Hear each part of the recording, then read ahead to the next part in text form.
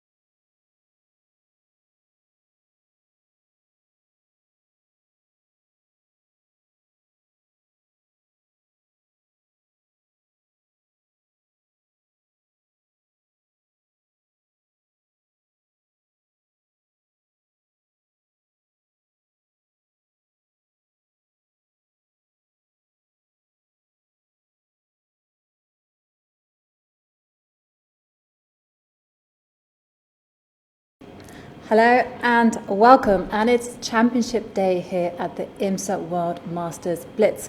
As our players go into the final day, well, they have a lot of money to play for, don't they, Gata? Yes. Yes, sir. So the prize fund is incredibly generous. It's a top prize of 12,000 euros for the women and 18,000 euros for the men.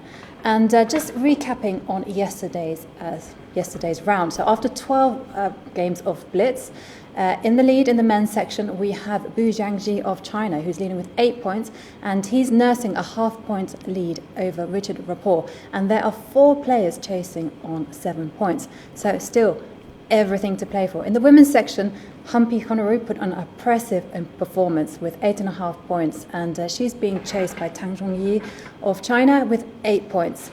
So 10 Blitz games left. What will happen? I don't know. It's just too close to call. There will be a lot of thrills, a lot of spills. And for those viewers, I'm International Master Jovanka Houska, and as always, it has been the utmost of privileges to be here in the studio with Grandmaster Gata Kamsky. Thank you. Well, today we'll be focusing on the top two boards mostly because yesterday we tried to cover a little bit more games, but it didn't quite work. So today's last round, and again, the top boards will be absolutely critical to determine the final standings, and they haven't started yet. No, we're just waiting for the action to begin. Yeah. And we'll be focusing on this round. We'll be focusing on Vidit and Bu Zhangji, tournament leader, right, as well as having a look at Richard Rapport against Fedoseev. And in the women's section, we will be focusing on Valentina Gunina, right, Blitz specialist versus Hampi Kaneru, who had a fantastic performance yesterday. We see the officials are ready to make the ceremonial move at the top man's board. Yep. And as soon as they do, the tournament will start. And of course, Vidit has all night to prepare, I think, yeah? Yes. We have the pairings the night before. Yes. And he's playing white color against blue, so it will be extremely important game. Actually, we left yesterday on a little bit of a cliffhanger with that game between Gawain Jones and... yeah, so I was thinking whether to cover it, but then I wanted to avoid, the arbiters... But one thing, no. One thing that actually became apparent was that after 75 moves of no progress, the arbiter should step in and declare the game drawn. Yeah, exactly. Yeah, which is probably a new rule because I wasn't aware of it. I wasn't aware of that either. Okay, so the players have made, the officials have made the ceremonious moves. Okay, let's have a game. Let's have a bet. They take it back. Of course, before C5. That would have been perfect opening. I mean, the officials know their first moves, yeah? They do know their first moves, though one did try B5. Yeah, B5. Okay, so here we have but E4. we also have ceremonial first move on the top women's board. Yeah, and E5. Now it's E5. E5, yes. This guy, he knows what he's doing. He knows Hampi Koneru. Petrov she's specialist. Going for Petrov, yeah. We will see another Berlin. That's another one. Okay. And they take it back as well. And smiles. Yeah. Men don't smile that much, yeah? It's interesting. Women smile a lot, but then they try to kill each other. They have, as you can see by Hampi Koneru's impressive 8.5 points. That's half a point ahead of the leader in the men's section. And Tan Zhongyi is on 8. And we are off. And is it really E4 C5 on the first board? Okay, then we have Reti on the second board on Fedoseev. Okay, let's go down to the second board. Richard Rapport against Fedoseev, and that is a Reti. Yeah. We have first board updated. Cambridge Springs variation. Cambridge Springs. Oh, is it? Yeah, it is. Oh, it's very solid. Very interesting choice by Bu. Okay. He probably expected some prep by his opponent, but after Rook C1, G3, Bishop G2, we are all in the standard position. White is slightly better, black has a pair of bishops, but in a slightly cramped position. And this is going to be extremely solid game. Richard Rapport is playing B3, G3 versus Fedoseev, symmetrical Grunfeld. Just as he did in the other games. Yeah. Well, I think it's a good approach. You try to, play and press slowly. Yes. Have small advantage in space. And we're going back to Kaneru's game. It seems like it is Petrov, yeah? Petrov. It is Petrov. And with this quirky system that Grischuk first came up with. Really? Yeah, it looks completely bizarre. But there were some problems that along the E line that... with B3. I think Grischuk against Caruana, I think, is the game. Well, and second board Tan Zhongyi versus Lei Tingzhe. We have another Queen's Gambit. It's not even Ragozin, it's accepted, yeah? It is accepted, isn't it? Yes. And so far... Okay. So let's head back to the Slav with Vidit and Bu Zhangji. Vidit, of course, is known for his fantastic preparation. Yes. And but the games are going slow for now, and I'm trying to check if there's some great action on other boards. I'm seeing some great action, but for example, Bodnaruka Sushenina is like bishop on h3. Okay. Abdumalik Shansai, Khotanashvili Bella is having a knight on f4, and then we have a great, absolutely fantastic Dutch defense in Chaperin versus Likwang. But this is all very interesting. But let's keep going on the top two boards because that's those are those most important. Yeah. So in Bull's game, he is down 47 seconds compared to his opponent, but he's got his bishops very solidly placed on f6 and e8, especially the bishop on e8 is very important. And the game on the screen, which is Richard Rapport-Fedoseev. Yes, and Rapport managed to go he gets e4. e4. And that's a slight advantage for white. Always a slight advantage when you get because e4. Because now here he captures on e4, and with the threat of knight g6, black is not in time to play c5, which means that white can go c5 himself and plant that knight on d6, but he's actually played e3. e3 followed maybe by bishop h6 even. No, c5 played. But c5 is very solid, and the question is what is Richard going to do, because Fedoseev is just doing all these solid right moves, opening the position, exchanging the bad bishop, and we're looking at knight e4. Richard is adding some spice to the game. He definitely is, isn't he? Yeah, he's going for this d4, d5, maybe even think, trying to... Yes, d4, d5 looks incredibly strong. Black is probably forced even to take on e4. Well, knight d6 is a big threat, so if you take on d4, then knight d6 is probably winning, right? Right, so either black has to play queen c7, avoiding knight d6, or he has to take on e4. And I think that he probably has to exchange the knight, because again, after queen c7, d5, black's bishop on b7 will be very limited in his abilities, which is why he exchanged his bishop. Bishops. And in Vidit's game, we see massive exchanges taking place, black taking over the d-file, and I think black completely equalized now, even though his bishop on e8 is not that great. Okay, so this one, Vidit versus Bu, we're probably getting ahead into a draw. Yeah. So while we go to... Back to women. Back to the women, yes. Because I feel that Gunina just misplayed slightly her opening prep. After bishop b4, white is faced with a serious threat of black's knight e4. Knight e4 is coming in. And considering how those black bishop pinning white's knight so impressively, I think black is actually having a small advantage. It is impressive because the queen doesn't have a great place. Yeah, she just went back with queen d1. That's a sign of things that went wrong. I like those moves because it means you're kind of not too proud. Yeah, that's actually admitting you being wrong, taking back the move. And while things are quiet on the top board, let's have a look at Tang Zhongyi and Tang Zhongyi, Lei Tingzhe. I think black is doing a great job. She just managed to get a pair of bishops. That knight on e5 is extremely powerful. And looking potentially to go to the d3 square. Black's bishop on c8 has the a6 square available for him. Yeah. And the only thing black has to be concerned with is his limited kingside development. And yeah, but with the queens off, I mean, white has to deal with the queens could be coming off if you see. Yeah, queens off is less dangerous. Less dangerous for black.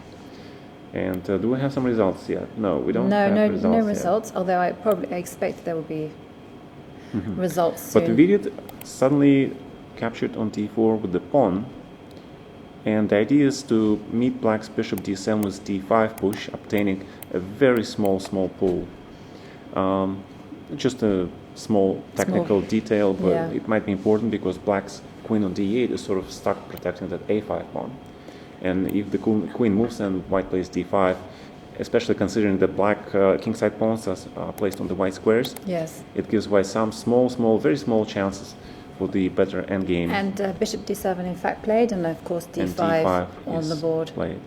And in Rapport versus Fedoseev, we see Rapport is saying great tactics by playing c5. He's placed his rook very unusually on a4, and I like how his rook is placed. Now he's got a strong pair of bishops, extra pawn, very active rook on a4, and now he is faced with the only threat by black, which is to play e4 followed by knight e5. And Fedoseev is on 14 seconds.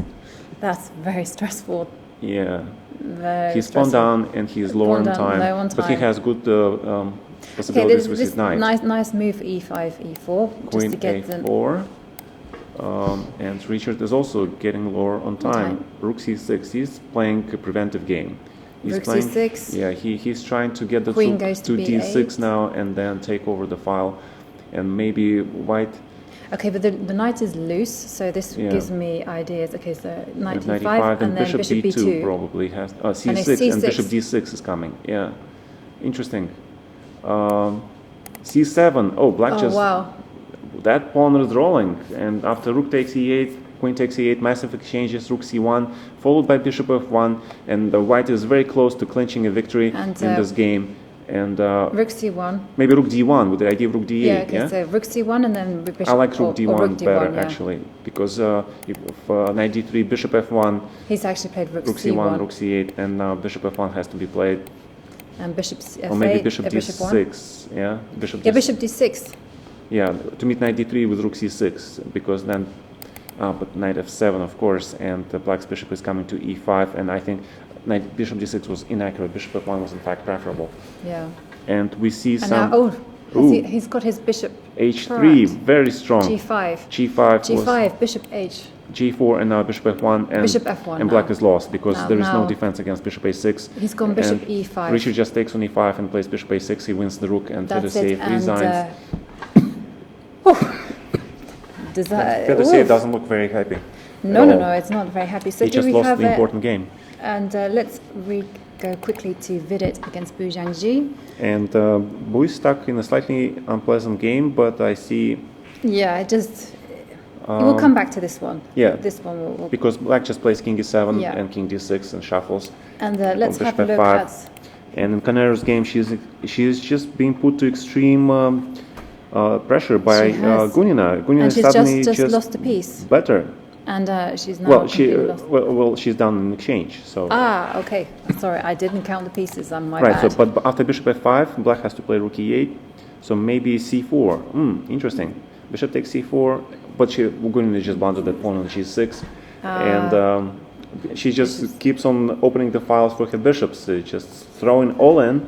Yeah, exactly. In You have to do game, that. we have black in rook endgame, but she is losing her g6 pawn, which means that black will probably have to settle for a draw, and she goes for the rook takes f4, and this is a draw. So we're going back to Canero's game, because Vidit's game ended in a draw, and Gunina is trying very hard to do something with her pair of bishops, and she almost seems to make it, because there is the threat of bishop c6, black's knight on h5 is extremely limited, a8. and rook takes h5, and white has an extra pawn on the rook endgame.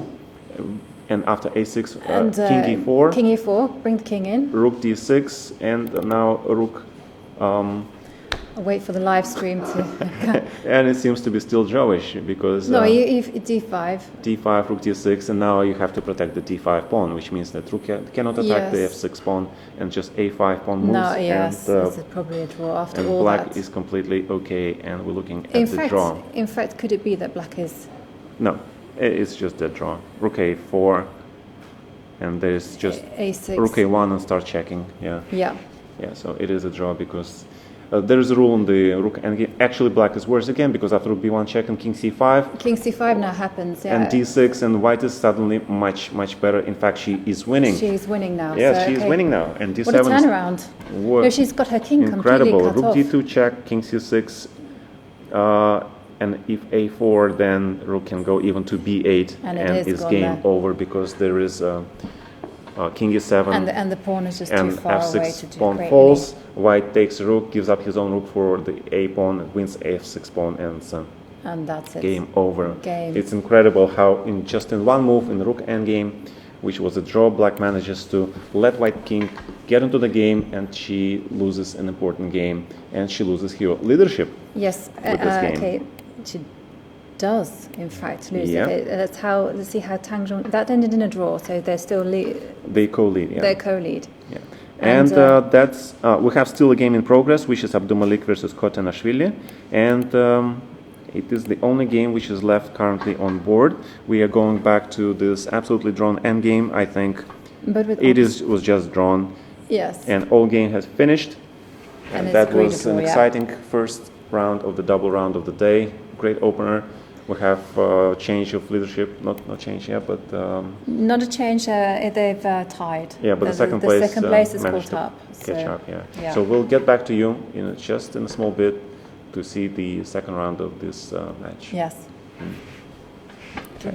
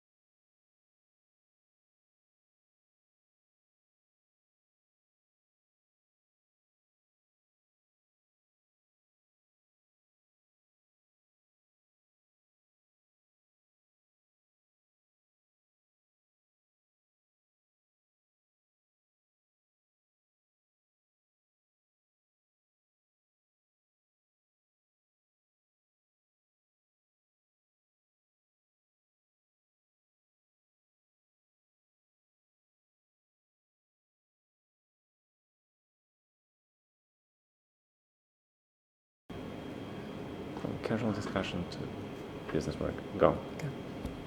Welcome back, and it was an exciting round 13, which saw the leaders being caught by the chasing pack. And we're going to join in all the action of round 14, and we are going to rejoin the game of. Shall we start with the Humpy Koneru and Valentina Gunina? Absolutely. Koneru has to win to even the match. Definitely, and of course, as we saw, the direct encounters is the first tiebreak that they use in order to determine medals. So important game. So she plays this A6 system that's become very, very trendy in the Queen's Gambit decline. Yeah. But I like the way Humpy plays it, just exchange. Take it into exchange variation. And the second board will have very exciting Scotch game with Queen E7, 95 fighting line. H4 has been all the rage lately. I have seen a lot of games lately, and I'm curious to see what's happening in that game. Yeah. In the game of Bull and Vidit, we have very standard line. This is from Bishop G5 takes F6 and Queen E7 again. Yes. Okay, Ragozin. Which is incredible because last game they had very similar. Black had two bishops, white has more space. Eventually it's a draw, and it's going to be a draw probably this game as well. And Fedosiev has to win to, get back to his to even good match. Score. Yeah. And although I'm very surprised with the Rapport's opening choice because his pieces are kind of passive, and that's not the way to play against Fedosiev really. Although white has no clear plan at the moment because black covers all the important central squares and bishop on d4 while looking pretty good, he probably will have to be rerouted back to f4 I think it's one of these wait and see positions where both sides, white tries to build, black does. And then we have an exciting action starting up in Koneru versus Gunina because Gunina just went b5 without any development, and we're seeing a lot of pawn movements. Knight takes on d5, followed by e4 and fc6. Then bishop c4. White has to sacrifice that knight for the lead in the development and potential attack. This must be preparation, right? Judging by the time control. Oh, Queen e3. Queen e3, nice move. Hang on, wait 1 second. Does that work? Black has to take on d5, pawn takes on d5, queen takes d5, and bishop d3 has to be played with the idea of bishop e4. And we're going to see everything. Bishop e4, and we'll just see what is the prep all about. Oh, it was just an ordinary blunder. Or is it just a blunder? Yeah. Ooh. Oh. Big questions. I think bishop d3 has to be, or rook c1. I think, but after bishop e7. What's happening? Bishop c4 and d5 anyway, because there's rook c8 at the end. Yeah. Okay, so bishop e7, just quickly run through that line. Bishop c4, and then queen d7, for example. We do also have queen takes bishop. Queen takes bishop. Because we are a piece up. I really don't like that because rook takes, bishop takes, queen e4, rook a7, d5, and you have the threat of d6, and bishop is hanging as well. Oops. So that's, although it's not the end, because after d6, rook can take on e7. So it's very tricky. Chess is tricky. Chess is extremely tricky. And in the second game between Lei Tingjie and Tang Chunhui, all Chinese derby, we have knight b4. I think, in general, in the Scotch game, black is having slightly worse endgames, but in this particular situation, I'm not sure just who is better. Black is clearly having a huge time advantage of 1 minute and 20 seconds compared to white's 1 minute. Yeah. And bishop e7 played in the Humpy. Yes, these Scotch endings are rather random. You think that black is better because of the two bishops, but this pawn structure with these, these double pawns are not very good. Exactly.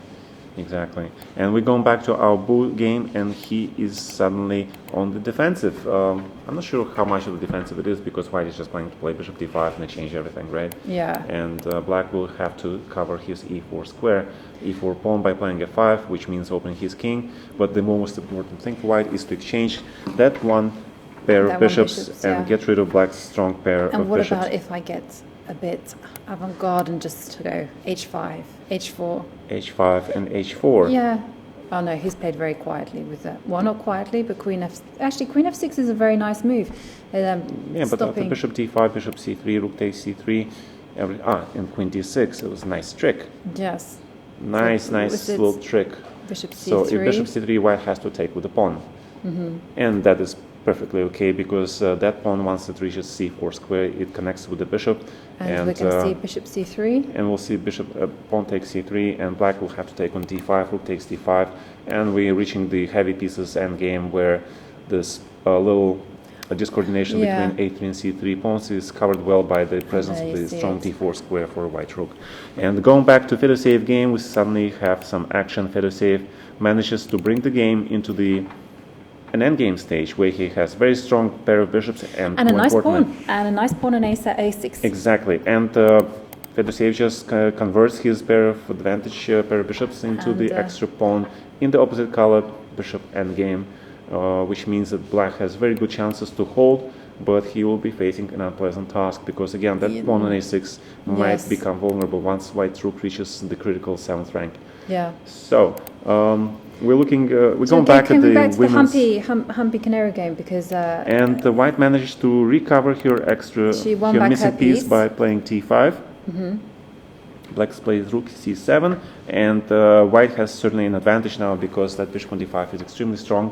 He will be covering and pointing at black's weak f7 pawn, which means that knight is going to e5, and then white is going to pile up on the poor f7 pawn, and with slightly weakened black's queen side, I say. Oh, we have fireworks on the board bishop already. F7 Bishop f7 check. Wow. Queen f4 check and queen takes queen c7, f4 and white wins. And white wins the game, and she manages to even the score. Even the score, yes. Yeah, that was a fantastic blunder. But, okay, I don't know. Was it part preparation? Was it part blunder? But Gunin is down to her last seconds. Yep. And in the Tangchun V, we have white playing with 0 seconds on the clock. 0 seconds, slightly better position, but no time at all. And yes, 8 seconds. 8 seconds. 8 seconds. Yeah, very small time. Very, very small time. King c2. Players are starting to play really fast. Bishop on f4, that pawn on g2 is hanging, and now rook takes d2 followed by knight d5. Seems to be a killer blow, and I'm not sure how white can... Well, now we can... rook takes d2 looks good, doesn't it? Yeah, because rook takes d2, bishop takes e3, and there's bishop f5 check, so there is no rook d2. But she played rook g7, and somehow Fedoshev lost his extra piece. What? He is losing to Richard Rapport, and it's going to be 2-0 for the black player, and he will actually become, I think, a new leader because he won both games. Yeah? He has won both games. So he is winning both games. And this is dependent on Bu because at the minute there's two players tied for right.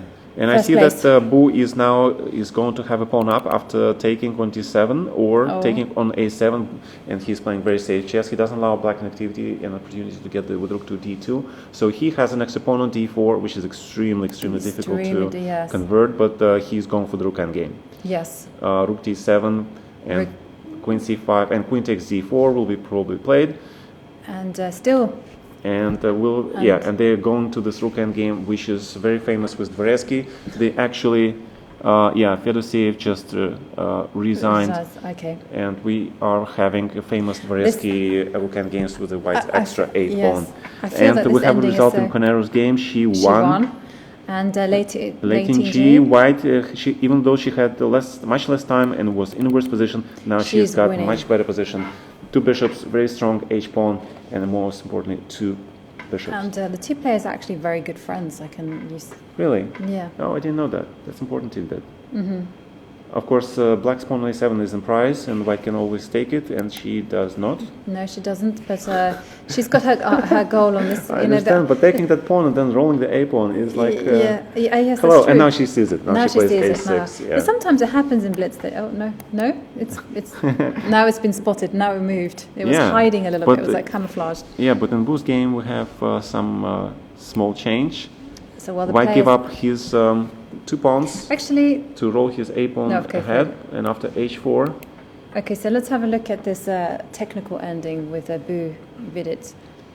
Yes, but after king g7 even, rook a2, king b5, and it's just check. Pawn on f2 is hanging. Yeah. Bu is actually in danger of losing. He's gone f3. He had an extra pawn, and now he has to just play rook h8 and give up that a7 pawn, take an h3 and make a draw. No, he's not. He's going for the king b6. He's going for king b6. Yeah, but just check, and it's going. They're going to go for a draw. I think they're just going to repeat black can just play moves. king g7, and because white's rook will be extremely limited. King c6 and okay, the players are agreeing. Yeah, Vidit is claiming 3 folds at the bishop. A draw. Yes. Very smart. Yeah. Okay, Clearly, so the guy knows all the rules. We have Lei Tunji. Lei She Tunji, is nursing a pawn up, and she's probably winning because White has this bishop f5 maneuver. Knight f8. Very strong. Bishop f5 still, because Bishop if she f5? takes, then bishop g7, and White wins because Black just lost yeah, a knight. you're just going to. Oh, Yeah, she just lost knight because knight cannot move well, wait because one of yes. h7.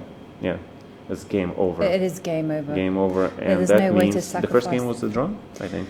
First game was a draw. Yeah, so that means that Humpy is alone at the top once more. Yeah, because Tanjui was the one who was He had next caught to her. her, but also Valentina Gunina had also caught Humpy up. Yeah, but Gurina lost the game, so... Exactly. So, exactly. Yeah, so Humpy is now clear first. 9.5 points. Yeah. And let's take a look at some other games in the meantime. We have draw. Gelfand is a draw. And Chomsky just beat Yu Yangyu in Excellent. another rook endgame. So that means we are left with the... there aren't too many games left. I'm just having a scour. Yeah, I think that's about it, because I think ATG was the last game. was the last game. And was last game, and this is the end of the first double round.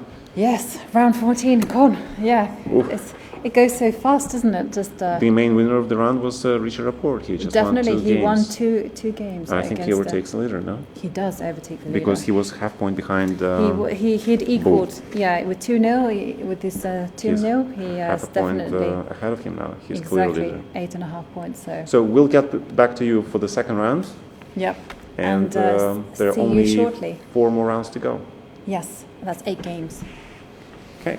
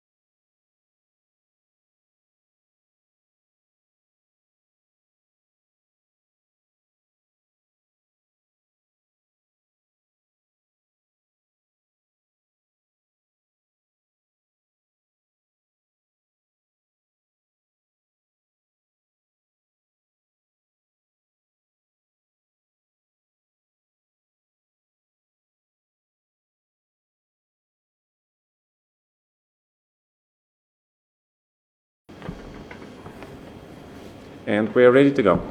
And we are back, and let's have a quick check up on the standings after that magnificent round 14.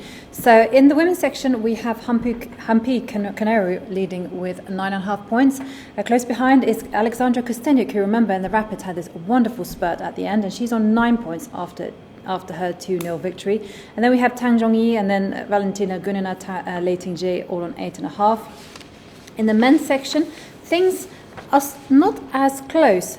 We have Richard Rapport leading the event with 9.5 points, and Bu Jiangji close behind with 9 points. And then it's a 1-point lead over Anton Korobov, Andreikin, Vidit, Leko, and Gelfand. Surprisingly, 8 points, and some fantastic scores there. But the action has taken off, and we are going to be following Boris Gelfand against Richard Rapport, and Bu against Peter Leko. And a curious fact is that bottom seed of the tournament is Bu. Yeah. Next bottom seed is Richard. Yeah. And both these guys are actually And I'm very leading. impressed to see Boris playing on the first board. Yeah. I mean, he's clearly by far the oldest participant, but he's doing well and he's challenging Richard, because if Boris managed to win the match, he is closing into on the leaders really fast. We have Dutch defense. Stonewall. By You don't often see a Stonewall. Rapport. Yeah. Wow. But 96, But- Stonewall. 96. But also Boris has played knight BD2 very quickly early. Yeah, because he plays the setup with white all the time. He Does played he? against me in our candidates match in the Blitz game. Okay. I thought it was maybe a little bit inaccurate because this bishop. Anyway. Right. Okay. And Peter against the Bull. It's Tarsh. Peter plays this with black just to equalize, make a solid draw, and he's going to go for an advantage with white. Then we have Harika versus Canero. We have all Indian match. Yeah. All Indian match. Interesting. Both these players did quite badly actually in the Rapid, so Really? it's nice to see that they're they're at the top. Okay, but again, something to see. Both have Gancha to the bishops. I don't know who is better, but let's take a look at Kostenyuk and Guina. This is an all-Russian match. Wow, Yes. what a nice matchup this round. Well, this one definitely looks like there's going to be a lot of fireworks. So Gunina played Sicilian. Rouser was bishop f6, which is e takes f6, which is, I don't know, highly unusual. Probably good idea because Kostenyuk herself is a very aggressive player, and Gunina is just going to, as we seen here last game, where she was worse, but she was opening the files for her bishops. She's going to go probably for f5, d5, bishop g7, throwing everything just to open her bishops. Yeah. That's what I suspect she is going to do. Okay, so let's revisit. Oh, sorry. Let's go back to our top boards. Let's leave those arrows behind and go back to our Stonewall Dutch. Yes, and To me, it looks like a great Stonewall that Dutch. 96, this is very unusual. I mean, Richard is playing. Yeah, His but approach to chess is so unorthodox. it definitely is. But it looks great to me. I mean, just superficial, because this bishop is out. Yeah, can just black take on c3, take on b4. I mean, but then rook b1 and We see b5. Wow. Wow, That's a move you often see in a Queen's Gambit. You see it in a Queen's Gambit declined. You yes, know, they but go the b4. b5 and Boris just immediately goes knight b3. He He's follows not his surprised. intuition that knight belongs on c5, Yeah. and Richard immediately recaptures with. No. There's knight d3 coming. He's taken knight takes b4. And I like this move. It's not greedy because knight d3 is a threat and knight a2 is a threat. Right, and there's going to be problems with this White pin. has to take on b4 and take on c7 probably. Oh, but Boris still goes for knight c5. Knight But after c5. knight a2, he's in big trouble because he's down. He'll be down Yeah. material. He just blundered because if he takes on Knight b3 he has is to a play big bishop mistake. b4, and if knight c1, then knight takes e4, queen e4. There's a big mess in tactics. I suspect Richard can just take on b4. He's taken up the gauntlet. He's gone going for the knight rook. takes c1. He's going for the rook. Wow. Yeah. And if Brave. And he's gone knight White has takes. to take on e4. And now what happens next? Queen takes. Queen takes, Queen and then takes, and then what? e4. Because the bishop f8, then knight d3, intermediate move, and white queen cannot. Oh, he's gone. We're expecting knight d3. Knight d3 still has to be played probably. But does the queen get trapped? I'm thinking that. But if knight d3, queen b5, rook f8, knight d2, or knight e5, and queen Okay. does get trapped. Yeah, So the knight question e5, for yeah. black is what to do. It seems like Boris maybe outcalculated his opponent, and knight c1 was a little bit too hasty. And we see Richard is starting to think, because he doesn't like his position, and his time is getting lower. The knight e5 is definitely... Pressure is adding up, and the game is wide open. Maybe black has to play simple queen d3, just to get that queen out of the harm way, prepare knight e2 check, to return the knight. If you were to go rook takes f8, that's it, knight e5, right? There's no... I think just rook takes c1, just being very positional. Both black pawns are hanging, c7 and b5. Knight e5, yeah. There might be a... Yeah. But then knight d3. Yeah, but then I move my queen to somewhere. a3, b4, and then this exchange. Yeah. Or I can even hit a8. I was going to take on b5. But anyway, let's catch up with the action. But he does play knight d3, and I'm surprised that white didn't take on b5. That was, and he's played queen d2. He played queen d2. He's going for knight e5. He just wants to grab that queen, but of course black can just go back with his queen to e8 or e6, and white will take on d3. And we see queen e8 on queen board. d3 is coming, queen takes f8, and queen b5, and black is stuck in a much worse pawn structure with terrible bishops, and white has great targets for his knight. And queen takes d3. Great squares, and f4. Intermediate move. It needs to be played. It is a good move, but after queen b3, is black going just to give up his piece by leaving white's bishop on f8? That's a big question to me. Problem, isn't it? Because if he doesn't, then white just takes on f4. On the other hand, black has time to play c6 then. Very tricky, very impressive game. In the second board between Bu and Leko, we have white player pressing. He has got rook on the 7th, knight on the e5, hitting a lot of squares. And in the women's section, Harika versus Canero. Canero is down to her last seconds compared to Harika's 1 minute. I think white is pressing. White is definitely in pressing. In Kostyniuk's game, she is just 1 pawn up versus Gunina's pair of bishops. About fair deal, I would say. But Gunina is very long time, and again, anything is possible. Anything is possible. Going back to Gelfand versus Richard Rapport, rook e8, knight e5, obviously centralizing knight, because Boris is all about centralizing his pieces. And queen d6, great move. Black is ready to take that knight on e5. And if knight takes on g6, then white's pawn on e3 is hanging. So both players are playing good defensive and counter-offensive chess. And Boris just goes queen takes b5. And I think bishop takes e5. And if pawn takes, then queen e7 or queen e6. Definitely, it's important not to go queen takes e5 because of rook f8. Or queen e5 and rook f8, yeah. So queen e7 is played, but that means white is left with an important pawn on e5. Yeah. He can just go bishop c6, for example, hit that rook, and that e5 pawn will be He's protected. actually played rook c1. He plays rook c1. White is a pawn up. Clearly, he is much better. The question is, can he win this game? And in the second board position, we have Peter. He managed to consolidate. He's got better structure. His rook is not that active, and I think it might end up in a draw. It definitely, especially when you take into account Bu has only 6. Oh, and he's struggling to put his pick up his knight. The knight takes on b6, knight e3. Knight takes b6. Knight e3 and king f4, because if rook b2, then check on knight d7. So either black plays knight e3 or he just goes for rook takes a2, but that leaves him in a worse rook endgame. So I suspect it will be knight e3. And in Gelfand's game, they just managed to equalize, and draw. The draw agreed. And Harika is down a pawn versus Canero. And Canero, let's have a look. Hampi's got more time. Kostyniuk actually won the game. I think it was on time because the position is clearly quite playable yet. Yeah. So that leaves us with the Harika and Bu. And in Bu's game, Leko played knight e3, which is correct, and I think and rook b7 check. White is going to try to go to make a draw, which is the correct decision. Yeah. Because and going to Harika and Hampi. Hampi is on an offensive. She's got more time, she's got extra pawn in, she's got great attacking pieces. Rook e2 is coming, knight f3, she wins an exchange, and it's clearly one game. I think as long as she doesn't blunder something, she will win this game. Yes, rook goes. Yeah. No, the rook is going queen to c6. Okay, they're making some super solid moves. c4, important to move the pawn.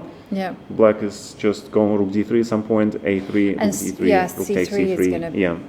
she's got extra pawn and an exchange up. Yeah, an exchange up, and it's a very comfortable win. It is enough. It is enough. Okay, so let's have a look at Both game is a draw. It is. That means we are watching Haruka's game, and White is trying really hard. We still have some. We can now look at Gawain Jones against Dominguez. And Gawain Jones lost. He just lost. Okay. Yeah, because there was a check, double forking. There are some other games in progress, but Cheparinov just beat Ponomaryov. Korobov just defeated Vidit.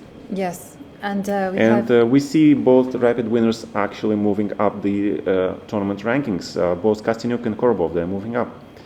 And let's have a look at Lei Tingji against Irina Krush. Right. It seems that Lei Tingji is winning. She's got 2 pawns, connecting pawns, active king, active rook. And it is enough for a win. And these pawns are not going to be moving. Let's take a look at Tan Shui game. She is winning as well. She is beating up to Malik Shansai because she's got more material.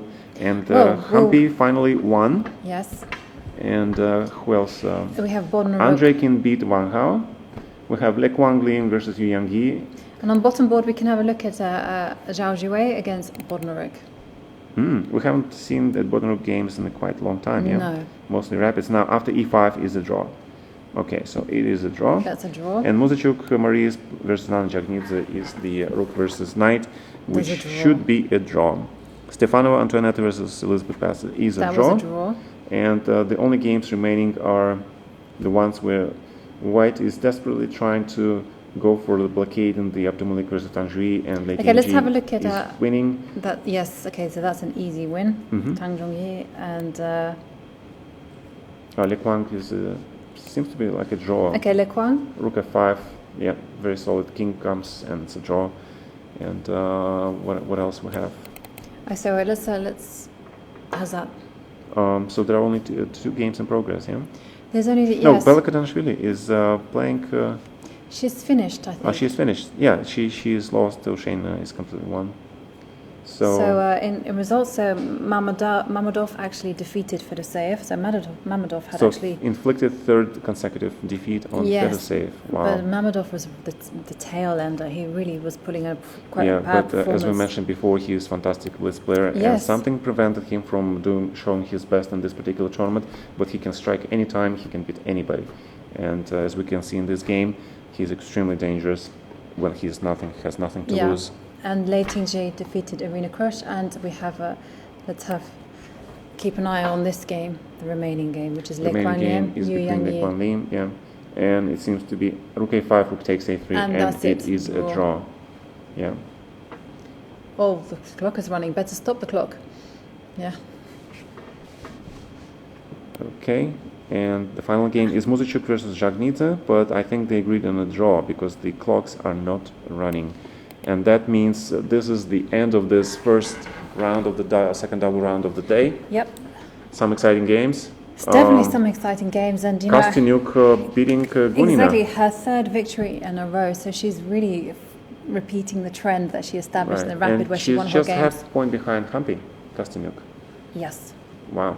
Half a point behind. So we'll get back to you shortly and continue this exciting event. See you after the break.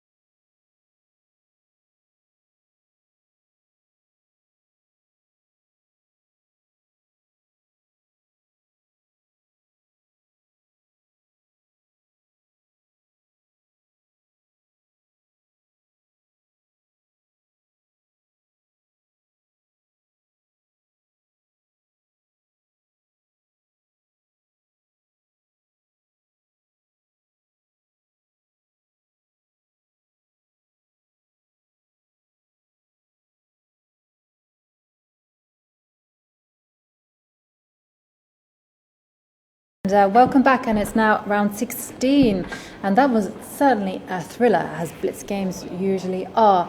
And we are looking forward to a revenge match. So this time, Houska will be looking to take revenge on Humpy, and Gelfand will perhaps be. Gelfand and Rapport will be also on the top board and fighting it out to see who will win that match. We're going to focus on the games Boris Gelfand and Richard Rapport, and also Peter Leko and Bu Jiangji, and Humpy and Houska, and Gunina versus Kostyuk. And Gunina versus Kostyuk, because Kostyuk is really motoring. Yeah. And Richard opens with his B3 formula. And Knight of 5. It's been all played by him. Yeah. We should probably start coining this system like Richard's system. And Leko is going for super solid rook e1, bishop f1. We see Vidit is saying symmetrical Grunfeld versus Korobov. And Humpy is playing super solid queen c2 Slav defense versus Houska, because she just needs actually draw. But I think these players, they know each other really well, and we'll see how the fight goes. This is how Humpy plays. Humpy always plays like this, very calmly, and then takes the fight in the middle game. Mm-hmm. And let's have a peek at Gunina against Kostyuk, because Gunina needs to win in order to level the match. Needs to win, and these two players know each other really well as well. Yeah. So it's a matter probably who is who, and they know it, and it's very nice, that the tournament allows us to see for the players the ability to demonstrate which one is a better player in this format. Yeah. And in Gunina versus Kostyuk, we see Italian game, which is again pretty symmetrical: h3, h6, rook e1, rook e8. But now Kostyuk demonstrates very aggressive intentions by playing knight h5, and that knight is going to f4, followed by queen f6. And she is demonstrating her aggressive action, and she is saying to Gunina, "You're an attacking player, but I'm a better attacking player, and I'm going to get you." Exactly. So, in the top men's board, we have Richard Rapport versus Gelfand, and Richard playing his favorite b3. Again, he is an extra pawn up. This is amazing to me. He's playing this opposite system, and people just go and sacrifice pawns to him. But he's in trouble. I mean, I don't like this. I'm looking at it and I'm thinking, I don't like this. But after queen c4, I think white is just okay. Well, he played queen c3. E4 is even better, because what is black going to do? Is he going to play queen b5? He needs to reinforce his bishop b5 threat, right? Because if queen moves somewhere else, then white just takes on d3. But if you go queen b5, then you can get attacked one more time. a4. Yes. Yeah, a4, and then queen a6, and then maybe even b4, yeah? Yeah, so queen b5 played, and we are going to see a4. Yeah, well, what else do you expect? Exactly. So queen goes to a6, and a b4, and b4, and then bishop e5, queen b3 check, bishop e6. So bishop e5 will be met by queen a3, a very cold-blooded move, and black is a pawn down. He will have to exchange also the pair of bishops, leaving white with a strong queen and knight. Far advanced pawn on d3. Yeah, this is now going to become a target, right? Yeah, exactly. Yeah. But white is clearly better now. Bishop e5 is played. We are really predicting queen a3 moves. is coming. Queen a3. Yep, queen a3. And white is a pawn up, and Boris doesn't like the position by the looks of it. And in the second board we have Leko against Bu, and Leko is actually worse, because his queen side is undeveloped. Black has a very active queen on b6, and look at that rook on d4.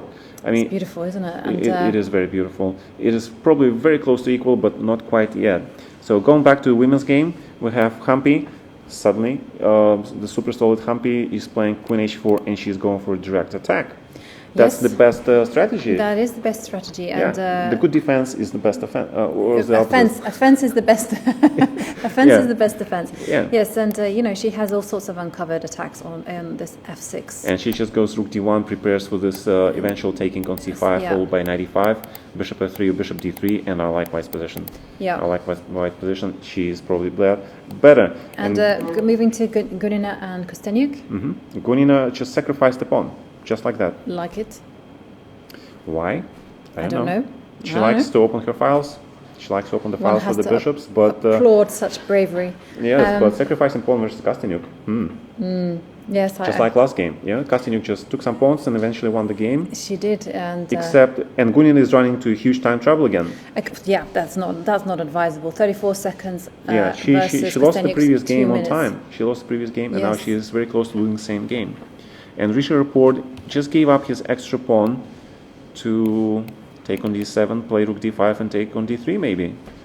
I think that would be one explanation why queen this takes happened. d7, bishop takes That d7. means white is still left with the pawn up. And rook d5. Managed to take that pawn on d3. So black certainly has compensation because he has a pawn majority on the queen side. But if he does not manage his counterplay correctly, he is facing quite an underhill struggle to make a draw.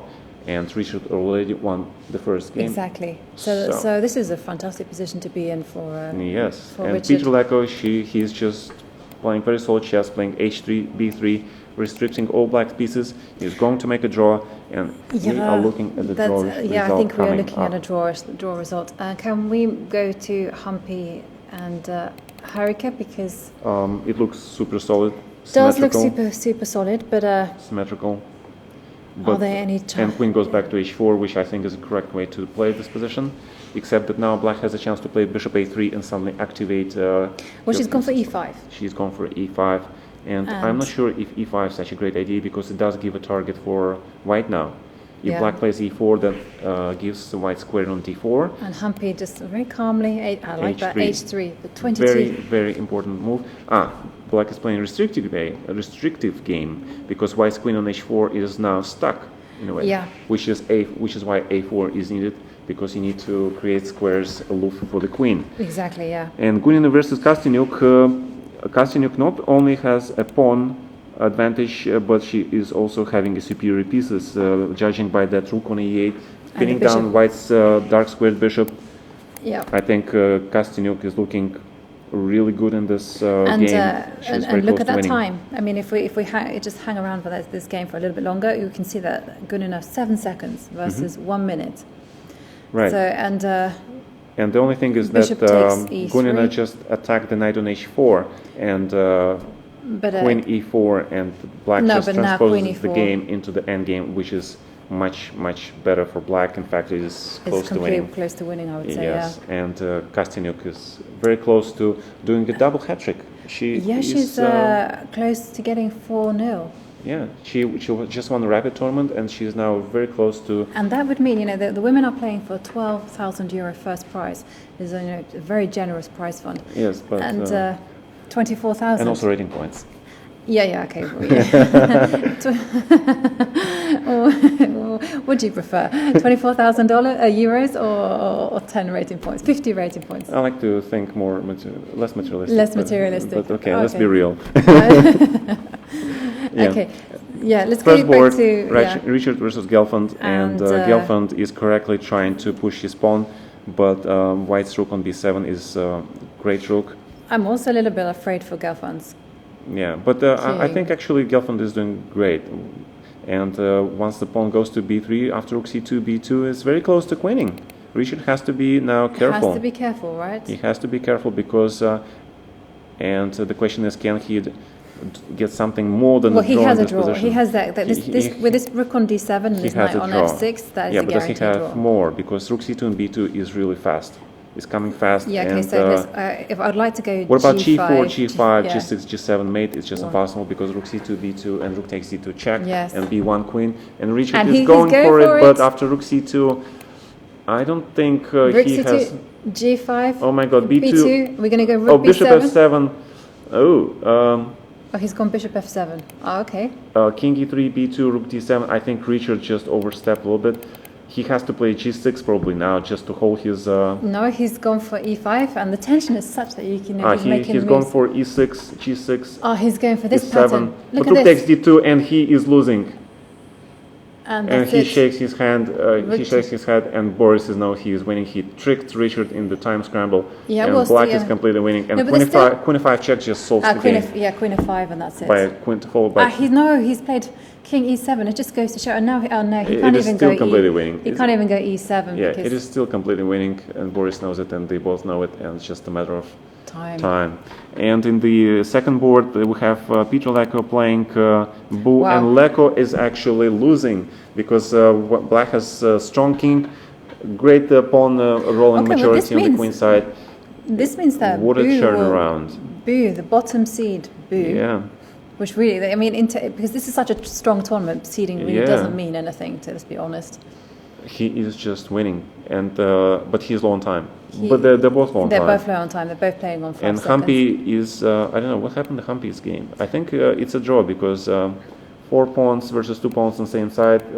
Black has a knight, but of course you cannot avoid the pawn exchange, which means it's a draw. And Gunina indeed lost her game. And Bu has, in fact, won his game against Leko.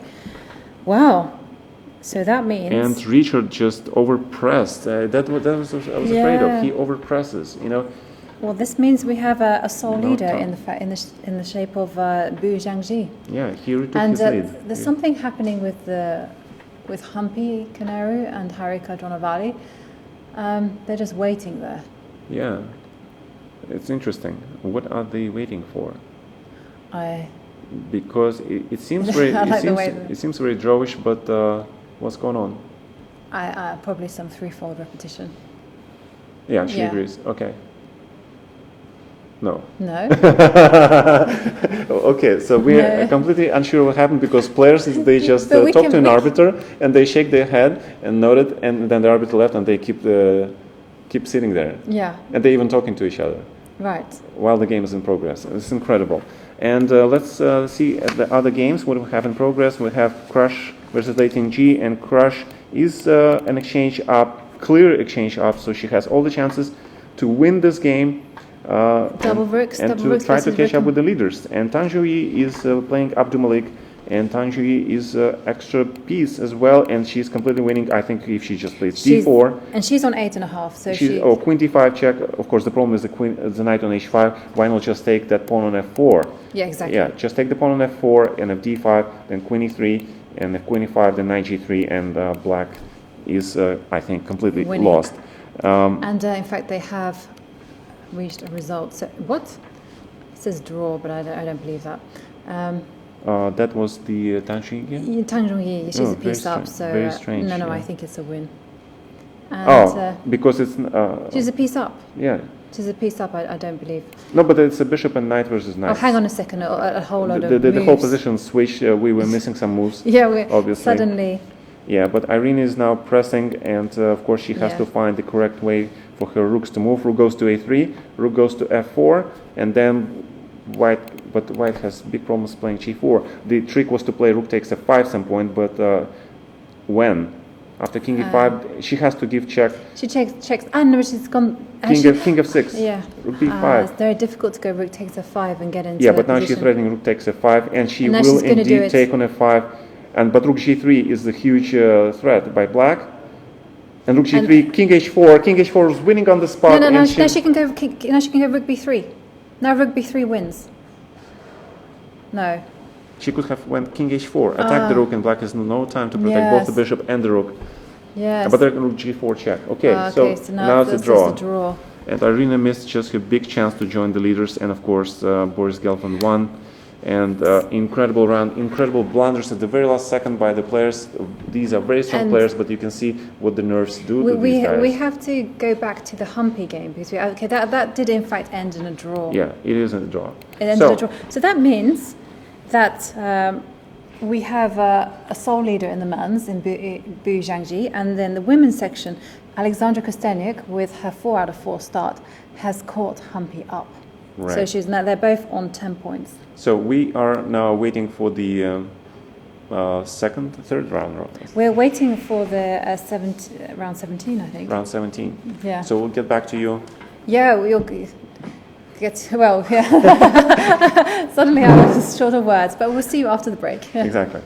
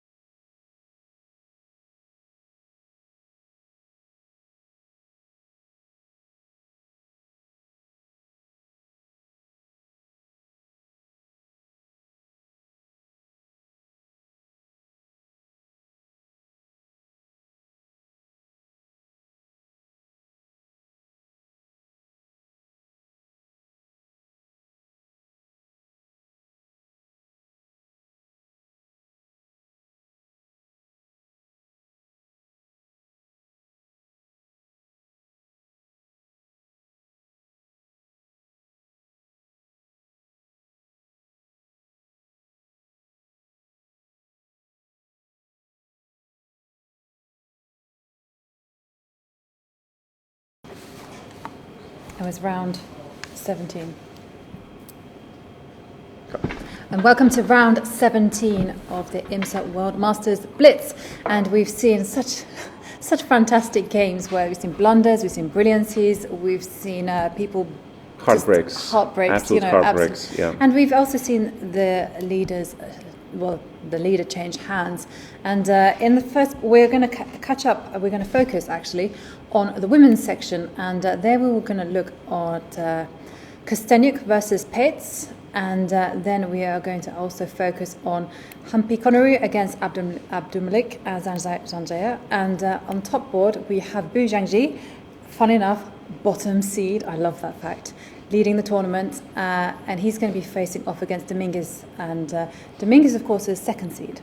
Mm-hmm. So, according to seeding, should be interesting. Should be and very Rapport interesting. playing one house, so we have top Chinese boards featuring top Chinese players. And as we saw, Richard, of course, will be looking for blood after he spoiled a really fantastic position against Gelfand. He completely overpressed and missed a little. That's the danger swindle. when you play such aggressive style of chess, you don't know when to stop. Right. And and we're looking forward to the games. The players are sitting down. We can see they're all full of excitement, very tense. Very tense. Very, very tense. Very, very tense, yeah. Usually I don't see Lenier like that. He's looking upset, tired, but ready to fight more. But Bu, on the other hand, looks quite relaxed. Yeah. I mean, he's such a cool customer. He is, He's played some great chess. And the handshake, and they're off. I like the suit, that dark suit. I like the suit as well. Yeah. It's nice to see chess players dressed smartly. Yeah. Okay. And we have Petrov. Which is not far different from Lenier. He's playing Berlin, yeah? Yeah. So he used to this knight of 6 move. And we're ready. And Richard playing b3. Again. Well, of course, Yeah. Even though he just suffered the devastating defeat by Boris. Yeah. But there's a saying in English which is like, if it ain't broke, why fix it? versus Gelfand is that was very, very symmetrical stuff. Okay, so first board, women, Pats versus Kostyuk, London system. Yeah, way to go, Lizzie. Well, Lizzie did a DVD on the London system, so I expect her to use. Yes. Okay. 97, we are in the uncharted territory, and bishop comes to b5, and white is ready to go for that c6 something. Maybe she'll play an 85, maybe she will not. But that queen a4 and black's bishop on g4, they look funky together. Yeah, isn't it that you take the knight and then go knight e5? I don't know. I want to keep some of my trade secrets, so okay, I'm not going to give that information, not yet. And anyway. Second board, Canary versus Abdulmalik. We have youngest player Abdulmalik playing black side. What seems to be like a Queen's Indian with g3 and Queen c2, which is not an often guessed in these kind of events. It can actually transpose. It might transpose into e4 has been played. If allowed, black could play e5, e4, and then. Right, and then black seems to be completely okay. Yeah. So there is a huge fight for the center, for the dominance, and we'll see who is on top. In the third board, we have Gunina just playing late in g. Gunina suffered absolutely devastating 2-0 defeat to Kostyuk, which left her, threw her way back. And it does give her a setback, but it's not how you start, it's how you finish. So she has 6 games to come back. But I like this Gunina's h5 knight h4 approach. It seems like she's going to put that knight on f5, create some pressure, and any potential knight h6 sacrifices, considering white's strong bishop on c2. Mm-hmm. So going back to the men's top boards, we see black under slight pressure. White's bishop on f4 and queen on b3 create powerful pressure on black's queen side, and black knight on d6, while well placed in most of the situations. In this particular instance, have knight not e5 that great. as well. Right. Ideas. And while in the Richard Rapport game, he is actually pressing in a strategic faction. Very strategic, right? Because you have nice pressure against d6. And black, if plays d5, he'll be faced with an isolated pawn. Exactly. Which is always nice to play in a blitz game. Definitely. And you can always throw in the kitchen sink at some stage and go h. On the third board, we have Andreykin versus Gelfand. Gelfand, our surprising contestant for the top medals actually now. And Andreykin is actually, I think, worse, because black has a strong pair of bishops, a very strong center, and Andreikin's trying to compensate by it by doubling his rook on d file and potentially exchanging light squared bishops. But it's been. And while I would love to go to other games, we really have already result in the game between Kostyuk and Elizabeth Petz. And what happened is that White just blundered the whole queen on a4, I think. And we have a result because she just played h3 automatically without thinking. She thought that Black takes on c6 with the pawn, and she just blundered her queen, which is, given the time, it's really incredible error at this level. That's something that you do on the internet. You know, you have a pre-move. You know, takes and pre-move h3, and then the opponent goes queen takes. There you go. Pre-moves, they suck. Okay. Yeah. Okay. Okay. Anyway, it happens. Bad day at the office. Okay, so moving to Humpy Konaru against Abdulmalik. Well, this is like one of these. This is a fianchetto. Yeah, but Kostyuk is granted a huge. It's huge. Huge point. It's huge. Every point at this stage is like huge 5 benefit. points. 5 points out of 5. Yeah, it's incredible. It's someone is looking down. Especially with the black color. Now next game she will be playing white, and she will have a huge advantage, of course. And yeah. Okay. And Canero now is under pressure to keep up with Kostyuk. She has to win the game, but against Abdulmalik, who is young, who is very great, has great tactical eyesight, has great position in the opening, because after White's f5, I'm not sure what that move is all about. I like f5. Yeah, but if Black managed to put the knight on e5, then she is just better, because... yeah, you got to get there first, though. Yeah, but first she has to get there. She's got to get there first. I agree. And now we have e5, and of course we have fireworks starting. Now, we are looking at either pawn takes on e5, just pawn takes, but now I can simply go... Can I... If you go queen g6 and then just take on d4. You take on d4. And if the knight leaves, then there's bishop f5, and Canero, I think she just miscalculated. Do you think it was just simple? I think it was just an error, because bishop goes to f5, Black is a pawn up, and just much better position. What is the... I have no idea what happened. Because knight b5. Look at her time. She is very short on time. And now what is the time? She's sacrificing. So 12 seconds. 12 seconds versus 2 minutes, I think. And she just resigned because she...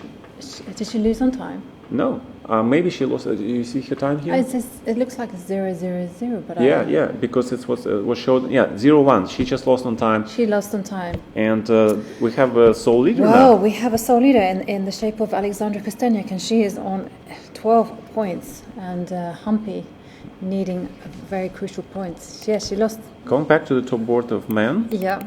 We have a nice solidity. No blunders, blunders. You know, after that whirlwind of tactics and blunders on the women's side, we have a very solid professional grandmaster draw on the first board coming up shortly. Yes. And on the second board, we have Richard Rapport facing Wang Hao, who are going to probably repeat the moves, because Black cannot afford to play for a win, and neither can White avoid the But this gives us the unusual... Actually, White can play Rook F4, chance to look at other no, games. they just handshake, and he agreed on the draw. Okay, so we can actually move down to Dmitry Andreikin against Gelfand. Yes, and I like Andreikin's position more and more now. He managed to exchange Black's strong pair of bishops. He's got a very strong outpost on e4 for his queen, and Black probably can play b5 now, just go for that b2 pawn. But wait, is there going to be... But no, he actually takes on h5. He goes for the pawn himself, because of knight e5, then queen e8, but then queen d5 check, and it looks like a draw. Yeah. No, Andreikin goes for g4. He is going to sacrifice that pawn. He's going to play knight d6, put that knight on f5, create some strong attacking chances, but after queen f4, I don't see any strong attacking chances. No. Queen d7 does allow some tricks, but after knight f5, I think Black has now to be careful, because there are a lot of checks coming. If the queen gets to the 7th rank, then Black is better. And Leko is facing a huge attack by Anton Korobov, who is suddenly and Leko just blundered with rook a3 check, and he is down the queen, which is why he lost the game. We go into the game of Vidit versus Ganain. Can we get to the women's section? Women's section, we have Kunina lost to Lei Tingji. She just got mated. Yes. Wow, what a turnaround. And so that gives us a chance to go to Tang Zhongyi, Harika Dronavali. Yeah. And that's looking good for Black, I think. Yeah, it looks good for Black. She has rook and a pawn, and White's bishop on h1 is really bad. And it looks like queen h2. my God. No, I didn't expect that. That is a surprise. No, suddenly. I don't think she played queen h2. Probably queen a1 with the idea of taking. Oh, she played queen g3 with the idea of h2. Now that is much stronger, of course. She played what? Queen g3. Queen g3, e5 has to be played. Probably h2, then e6, and white is trying to E5. open up the king's defenses. Rook e8 followed by knight g4. Knight g4 probably has to be. Knight g4. Knight d3. Knight d3 is very passive, solid chess, but passive. Queen f2, of course, and h2, queen I f2. don't know, king e2, queen g2, king e2, trying to be safe. White And needs now to the play queen f4 and queen f3, and then she'll be really safe. But can she do that? That is the question. After queen g3, I think white just managed to solidify her position, and Yes. if she does that, if she managed to capture that h2 pawn, it will be extremely critical. No, but after queen f5, knight f2, black is back in the game with queen b1, and white is under severe attack, and she is black in fact threatens queen e1 check. Queen b1, yeah, queen and, e1 check. And Okay, so can you just go queen g1 coming? king f4. King c1, king g4, and rook d2. There's so many possibilities. Queen g1. King Wow. g4, fantastic. King h3, and now rook d2. Oh, rook d1 even. Rook d1, knight takes d1. But look at the rook can go to what? Rook d2, rook takes a2, and we're back in the game. We're back in the game. We're yes. back in the game where anything is possible. And anything is absolutely anything. b6 and rook takes now, b3. now Black rook is a1. better. Rook a1. Black now has rook and 2 pawns versus 2 minor pieces. And this bishop is just And not working. white didn't blunder, fortunately. She has f4, protecting and bishop on d5, but after rook c5, black is still better because that I'm just getting a pawn hold. is just rolling and rolling, and bishop has to go to e4, and now a4, that pawn is unstoppable. It will win a piece at least. Rook c4 now wins King g7 a piece, is a good move. Yeah. but okay. Yeah, no, I'm waiting for the live stream to catch up on my computer because Yeah. you're about 10 moves ahead. I'm following all the action on the small boards, and now we're looking at the live boards and live board, and Haruka is clearly in the driving seat, and well, this she is knows fantastic news for Alessandra Kostenyuk. All her rivals are dropping points. dropping points while Kostenyuk is getting a free point. Exactly. That is so unfair. Life can be so very unfair, but sometimes it just happens. It does. And the other games We have in the a game of Mamedov versus Yu Yangyi, and Mamedov is pressing, and it seems like he is going to score because black will capture white's rook for that b pawn while keeping alive his g5 pawn. Yeah, and as you can see, the game but did probably finish. not this way. Probably not this way. Rook c6 check, king b, how did that happen? and just h6 now, and now it's a draw. No, how did that happen? Well, there's a moral here, actually. A lot of people Actually, black can be now squandering. better. King e4, rook f7, rook c6 check. Okay, black just Yes. completely messed up. You need to be And, good at rook and pawn endings. That's the lesson that I've And learned. here. Haruka just won her game, of course. Yes. And we see Mamedov blitzing really fast, and he has time to shuffle that piece in his hand. Yeah. It's amazing. Look at that. We have all the results, I think. No, we're still waiting for this game to finish, and I think it probably will be a draw. I think Mamedov is actually Because losing. you can go king a1 and king b, and then King a1, rook Yeah. f1 check. Just give up that rook. you Push give up the raw. Yes, and 2 pawns are winning. yes, rook f6. Yeah, is Mamedov very good. actually But you can overpressed. probably go rook c7. Rook f2 wins. Ah, yeah, and then can go rook c2. Rook f1 also. But now rook c7, rook f2. He has to play rook f2. King Yeah. h5, rook c1, rook f2. Okay, Okay, that so wins what's as well. happening? So Rook b1. my live feed is not. You know what they're trying to do? Black is trying to get his to win a tempo, to get his king closer to the pawns on the king side. And now king h7, g6, g7 wins, and study. Yeah, that's it. It's a famous study, and white wins the game. Yeah, and Yeah. Mamedov resigns. And Mamedov resigns in And a there we completely have winning it. position. He Yeah. had absolutely winning rook endgame, and now he resigns on Well- seconds. Wow. Well, know your endings. That's the moral of Know the your story. endings, exactly. And be able to play them quickly. And that was the first round of the double rounds, That was round 17. which leaves us with 5 more rounds to go. And 5 rounds, unfortunately, Jones Gawain, he lost the game Yes. to Vidit. We wished him good luck, and I wish him good luck, and somehow it doesn't work. somehow it doesn't work. Okay, So we'll return. we will see you after the break.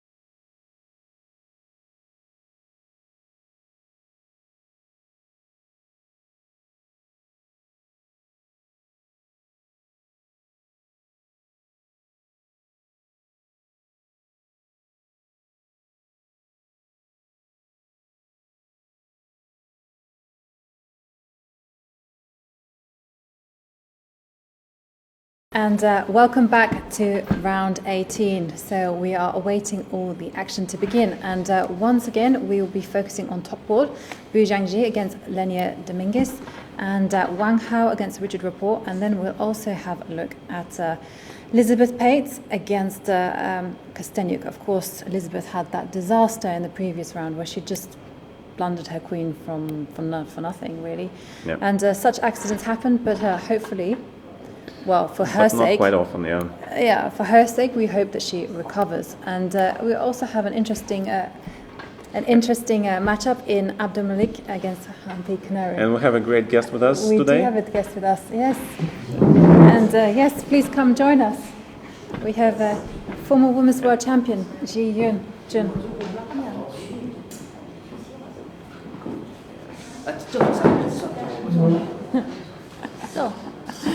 So have you found the action so far? Yeah, we just analyzed some games, for the Chinese media. Yes, but this time... Hello. Sorry. And we are live, but we also have a nice opportunity to have a group photo. Yes. Okay. And what are your thoughts on this tournament so far? Well, I like it, and it's first time to have this kind of tournament. Not many players, but somehow they're all the best. Yeah. Of course. Yes. And what do you think of this time control, this 3 minutes plus 2 seconds? Well, I just said to Wang Yue, okay, I retired already. I mean, not play for the top level, but when I saw them play, I said, well, I can play as well. Something like that, but somehow, it just many mistakes, but somehow that's yes, great. that's the beauty of it. They're human and they show. Yeah. And any favorite game so far? Well, I like the way they play. I must say it this way, but the quality, is Blitz. Is there a particular player you're rooting for? Do you like some players? Of course, Chinese players. Chinese players, yes, of course. Yeah. But among Chinese players, who is your, who do you think is going to have the best chance to win? Well, actually, this Bu, when he was a boy, he was really very smart, and I like the way he played the Blitz and also, all these the tricks. Yes. But somehow, I didn't follow the men's. The score. How good he is now. He is. He has 10.5 points, so he's in the lead. He's in the lead. He's in the lead. He's I even didn't bottom know that. seed and now in the lead. See? It's we like those fairy tale And stories. among Chinese women, who do you think has the best chance to score in the? Well, we just followed some games by Lei Tingjie, and she played so far was not so bad. The first day she didn't play so well, but this afternoon she played quite good. Also, I should say she was quite lucky. Yeah, a lot of players are very lucky and unlucky also. Make blunders. Rapid game, of course, have high quality because they have more time, but Blitz is more exciting. Yeah. Blitz is more exciting. Have you played in these events before?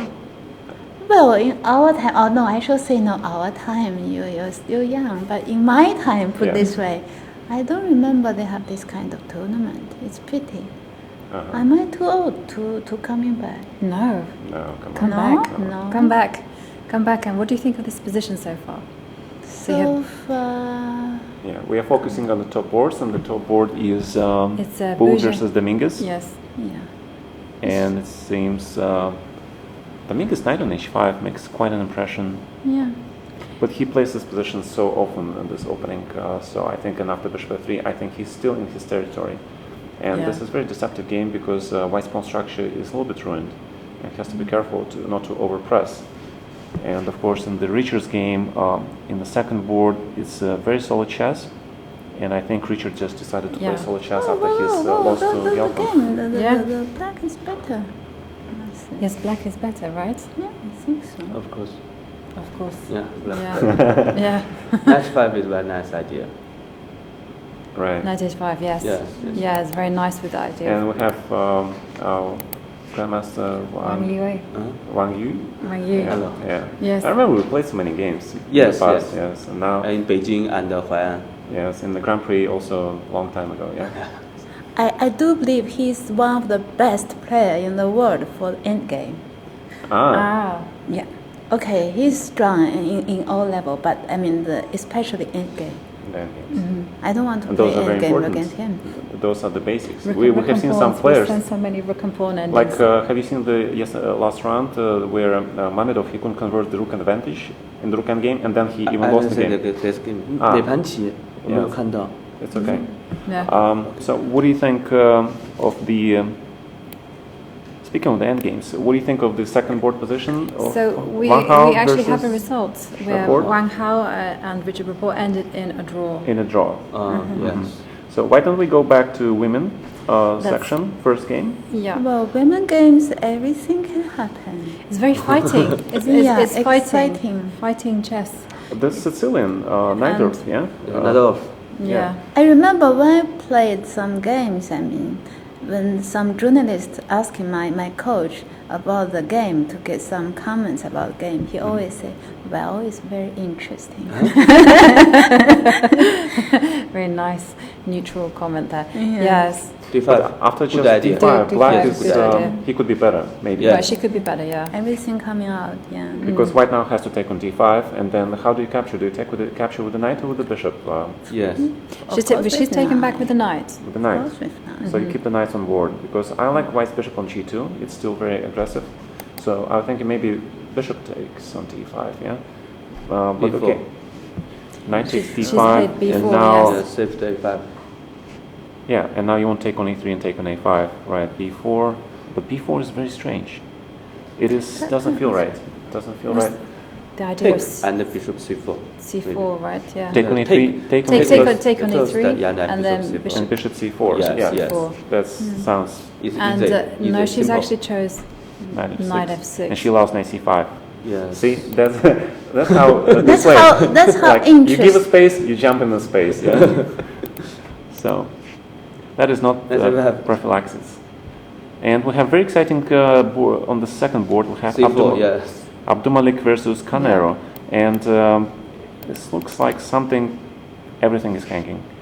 F7, F5, E4, Rook D7, and also on F2, What's and happened? Bishop What's happened? F7. It's crazy. What's happening? Everything is. It's difficult to look at. The queen is okay. We have bishop takes F7. King What's F8. happened? Okay. King F8, just holding tension, just Yeah. not taking anything. And Humpy actually needs to win because she lost her first game.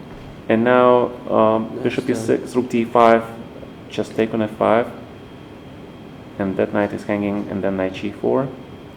Yeah, Humpy Knight is. G5 is coming, Rook D, knight It's a winning F6. position. Yeah. It's Ooh. winning position. Humpy, I think, will Just lose take on again. F5, take on F6, take on D5, yeah? And she Yes. has, the king is out there It's on completely F6. winning. And she also has only 5 seconds. It's very difficult to play chess with. What such happened her first 5 game? seconds. She lost. She lost. She lost. She Oh, lost so on she's time. losing 2-0. She's lost in 2-2, Oh, so our leader just And, lost and, 2-0, uh, and she is which means Kostenia is she's in the out lead. of the fight for the first place Yeah. now. Well, Check. Yes. that's Lost it. the queen. Lost That's the it. queen. Yes. And Okay, yeah. and the game is over. And in Castino games, she is pressing, she has an advantage. Would we say it's a large advantage? German? Would you say it's a large advantage for white? This way? Yes, Okay. Of course, but have a great great yes. advantage, yeah. With the I think King F1 is better. okay. So the king goes to E3, Yes, yes. and then black brings the king to E5. Do you go for Take, B5? take, Do you think B5 is correct? Fine. Take bishop D5, and now Oh, she's take gone for bishop B5. D5, yes. Yeah. B6 and A6 maybe, or A6 immediately. Knight D7 is probably good. Yeah. And knight A4, yeah. Knight C3. I like that knight transfer. Hits the bishop. Knight 3. Knight C3, yeah. I see fine. Yeah. And they are down to the seconds. This is the bit that is very stressful to watch. Knight B8. Look at that move. Knight B8. Interesting. I like that. But when you 出王 I said the white king is right in the home. Yeah. Yeah, the king is too far. The king needs to get going. She started all this action without preparation. Yeah. Like in Sun Tzu, you need preparation before you start something.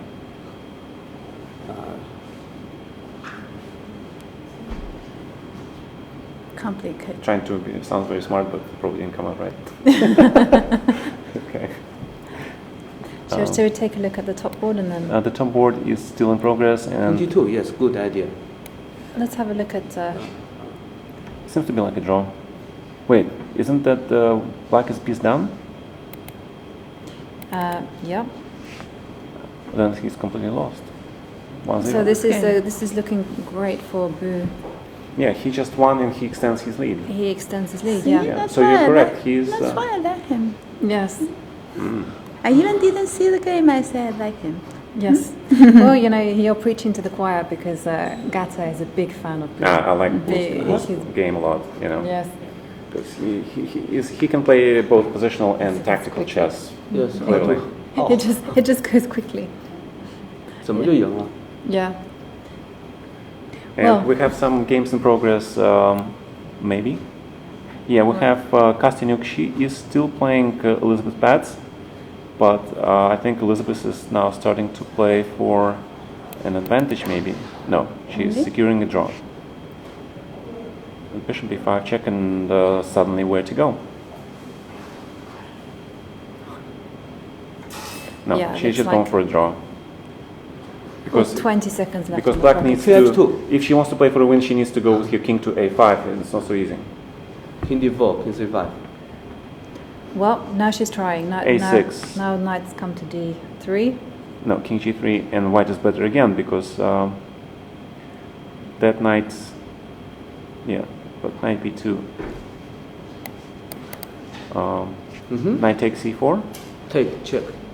Check, right. So she has to take, and now king d6 has to be played, It's Yes. forced. and it's just bad after knight f5 check, yeah? And Lizzie has to make the move. 5 seconds. What? But this is bad after b7. What? Yeah, She just she just lost a piece, She and just lost a Kostyanyuk piece. extends her lead as well. Yep. So that means Kostyanyuk has actually started the day with 6 points out of 6. 6 points out of So 6, this yeah. is great news. But okay, I mean there's no It's hope. easy. There's no Kostyanyuk hope. is on fire, and Lizzie, this is not her tournament. No. Although Kostyanyuk still has, she Bishop e2. still has some problems to convert. It's not so simple. Not so simple. Ah, What? Now it's simple. Now it's very simple. Now it's very simple. Now it's very very simple. interesting. Yeah, this is. Well, we have to watch and see. Yeah, let's Kostyanyuk's watch technique. it for instructive purposes, and Kostyanyuk, she just safe, compose herself, and continues. I do believe that she knew how to win, right? Yes, I do Yeah, believe Knight it, and so. bishop. it's quite simple once you know the patterns. No, but need the king come to that. Yeah, but that corner, Elizabeth should have played king a4, of course, and after king...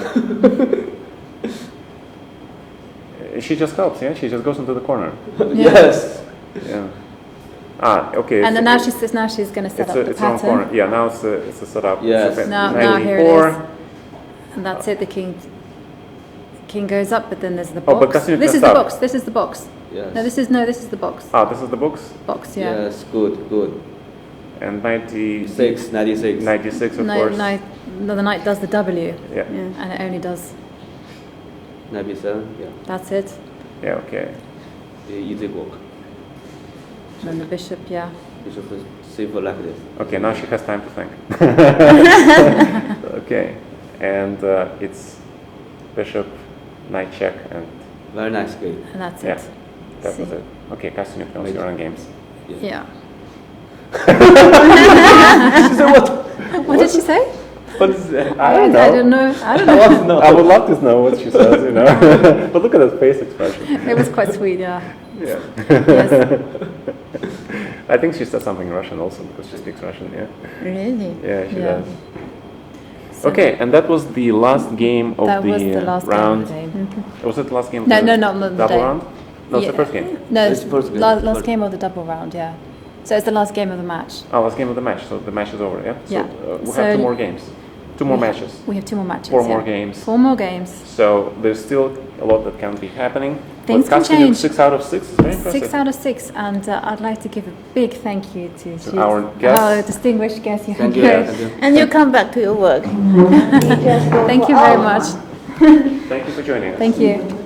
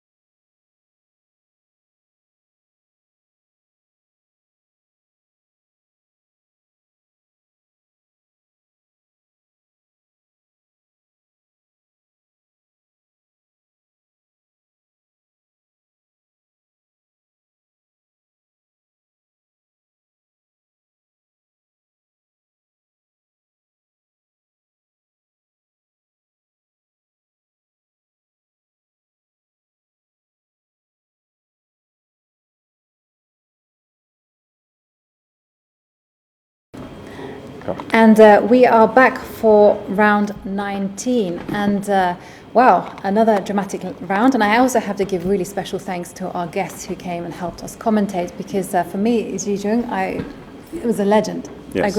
I grew up following her games.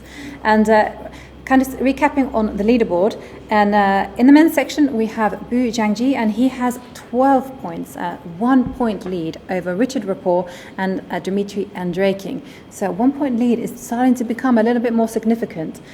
In the women's section we have Alexandra Kostenik. Now she had a fantastic match against Elizabeth Pates, and she is now on 13 points. Again, another 1 point lead over Lei Tingjie of China, who has 12 points, and Tan Zhongyi and Humpy Connery have 11. So Humpy Connery really had a bad match there against Abdulmalik, losing 2-0. But Krastinuk is 6 out of 6 is very simply professional, incredible. Very professional. Of course, it's very nice to see Andreikin moving up the standings. He is on the 3rd place now. And he is top seed. Yeah. He is top seed for the Blitz. And we see the players now getting ready, and we see actually a very interesting match coming up between Irina Krush and Kostyuk Alexandra, because the long-time rivals, and it's the USA versus Russia, which is traditionally very, very fierce match. Yes, and let's have a look at Fedoseev against Bu Jiangji, and well, we have a Slav with G3, Queen Slav, B3. Okay, things are going slowly at the moment. Very slow. Okay, that gives us opportunity to move down to Peter Leko against Dmitry Andreikin. And likewise, it's a Berlin. It's a Berlin, and we move swiftly down towards the women, and we go to And it's going to be fighting Nimzo, because it is knight E2 and A3, and Irina plays the system. She knows it really well. She does. And this is going to be a really interesting match. And moving further, we see a repeat of the King's Indian by Abdulmalik Jansayan. Yes. She just defeated Humpy, I think. Humpy in this fianchetto. In the system, yeah. And she goes for the same, E4. No, but this time she's gone B3. Yeah, but White also played B3, but then she plays E4 and Bishop B2. Okay, so both of them have gone B4. Okay. Right, but White plays E3 and allows E4. She plays E3 and allows E4, okay. But yeah, because, but can you play E4? Probably you not can here. play... Because knight D2, D5, take on D5, take on D5. But no, she just goes A5. Shansai is just playing solid chess as well. But after Bishop A3, Black has a problem now. She has to face D takes E5 yeah, Bishop threat. A3 is a... It's a very strong choice by White, and I think Abdulmalik is in small trouble here. She probably has to take on D4 and play knight C5, which leaves White with a certain advantage. Okay, moving Going back to the men's board, we see White fully develop his pieces. He has the center, which Black tries to stop with knight E4. Again, a traditional... they're very thematic to go knight E4 move. Because you don't allow E4. And queen A2 is not exactly the White's perfect idea of having developed. No, normally you'd go E3, and queen goes to E2, exactly. Queen goes to E2, yes. So. And I think Black has a very comfortable game after rook f d8, and especially after bishop E3 doesn't belong there at all. The bishop belongs... Perhaps he's offering a draw, because you have to remember the players are not allowed to offer draws. Yeah, but Bull is leading the tournament, and if Fedoseev is looking to improve his standings, he has to play for a win. Exactly. He has to play for a win. He has to play for a win, but that's not the way how you play for a win. And Leko's game, he is, I would say, about completely equal. Yes, very symmetrical. Black can just play bishop f5, and I don't see... okay, he plays rook e8, being very solid. But now he cannot play bishop f5 because that rook on e8 will be hanging. So he's just waiting and see. That wait and see approach might work. And returning to women, we have Irina Krush planting that knight on c6. She has an extra... No, she doesn't have an extra pawn. No, she actually has an extra pawn. She has a strong control over center, but she is in danger of overextending her pieces, although at this point I don't see how Black can do that. Irina is also preparing to play e4, e5, followed by bishop b2, rook a, e1, just throw her pieces in the center and try to dominate the position. And I'm extremely curious to see. And I think Abdulmalik Jansayan just managed to improve her position big time, because I see White's bishop on a3 completely blocked by Black's c5 pawn, while the rook on a6 is doing a great job protecting the knight on b6, and at the same time hitting potentially White's weak a2 pawn. Yeah, this bishop on a3 is misplaced. Yeah, it's misplaced. I think that Black is she's got an absolutely fine position now. In fact, she might be slightly better. because simple plan, like knight a4, exchange knight some point, then add the pressure on the a file, activate the rook, knight goes to e4, and white's bishop on g2 is not exactly what you're looking to get. And back to the Fedosey versus Bujianzi game. Do we have any action? We have bishop e3 and knight d3, and white blunders because bishop f1 is being met by knight takes c1, and So white blunders in exchange, and Bu extends the lead. And wow. Bishop f1. And that is, if you're looking to Yes. make a draw, that's definitely not the way to play. do it. White is just pure down in exchange, and I think Chinese player is perfectly poised to just run away with the lead in this tournament because there are only 4 games left. Yeah, I mean, we actually have to say the players have played in a staggering amount of chess. Maybe this is just tiredness creeping in, because it's a bit, it's quite too much. Yeah. too much, you know. So much that's action. Quite Everything. Now everything depends on your and nerves. we actually have a result. Peter Lecker and Dmitry, and that finished in a draw. Very professional draw. Professional, and that means we can move down to Ponomarev against Rapport, and we haven't looked at Richard Rapport's games ever since he's lost to Boris Gelfand, but he hasn't made it back to the top boards. I think he is he's facing an unpleasant task with trying to defend this D6 pawn. inferior position against Ponomarev, who is considered to be world best specialist at squeezing wins with such small advantages. Okay, I'm moving to Irina Krosh and Alexandra Kostenyuk because I like Kostenyuk's position now because she is creating a lot of tactical and unpleasant ideas for white.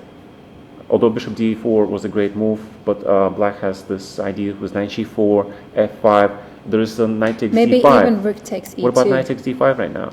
Yeah, because the knight on e2 is hanging. Actually, yeah. Yeah, black just I was trying to do it in a different way. Knight pawn. takes d5 is very good. e5, rook takes e2, and if bishop f2, then queen just moves to h6 maybe. Moves even. somewhere because there's 2 rooks. So yeah. And that pawn on f4 is bit hanging. of a tactical over. So hang wait, well, no, still. So that's the danger when you have so many pieces grouped together. There is a huge chance of missing some tactics. Even now, knight takes d5 works because queen takes d5, rook takes e2. Yes. Right. So I think black has fantastic And position. she just bishop gave takes up her knight. bishop and plays rook e8, trying to go for rook a3, activate that rook. And I don't know. A lot of pressure. But what about queen g3? What about queen g3 trying to push that queen major piece away from action? And then queen g3 and then capture back with the knight. Because exactly. I would like and to then queen h5 and h3. bishop f3. You just and queen g3 and she played. finds the queen g3 and black has to take, and now white is a pawn up, but black activates her knight. But again, now we have the endgame where white is just 2 pawns up, no, 1 pawn up, which is extremely important, b5 pawn, and but knight e3. What are you going to do with knight e3? So now you have to she has to take and play rook g1, and but now the tables are turned, and bishop d4, of course, and the white is facing extremely unpleasant task of trying to defend this position. Quickly. Wow. Okay, we're going to the second board game, and we see things are turning around again because I like white's position now. White's position is great now because now you have the open unsafe king. Knight on a4 looks really bad. Bishop on a1 is now exchanging dark squares. Right, and black king looks very vulnerable. Very vulnerable. Once white queen joins the attack, just put it on g3 somewhere, and it's a big problem for black. Going back to the first board, Fedosey versus Bujianzi, we have some action here. Definitely action because there's a white pawn on f7 and the pins all over the place. And I think Chinese player just managed to mix things up a little bit. He is still better. He's still better, but it is no longer a given. Okay, let's stick with this game because it's incredibly messy. Queen goes to e6. I don't know what is the purpose of that queen because after rook c4 is just completely winning. I think Fedosey misses a lot of tactics.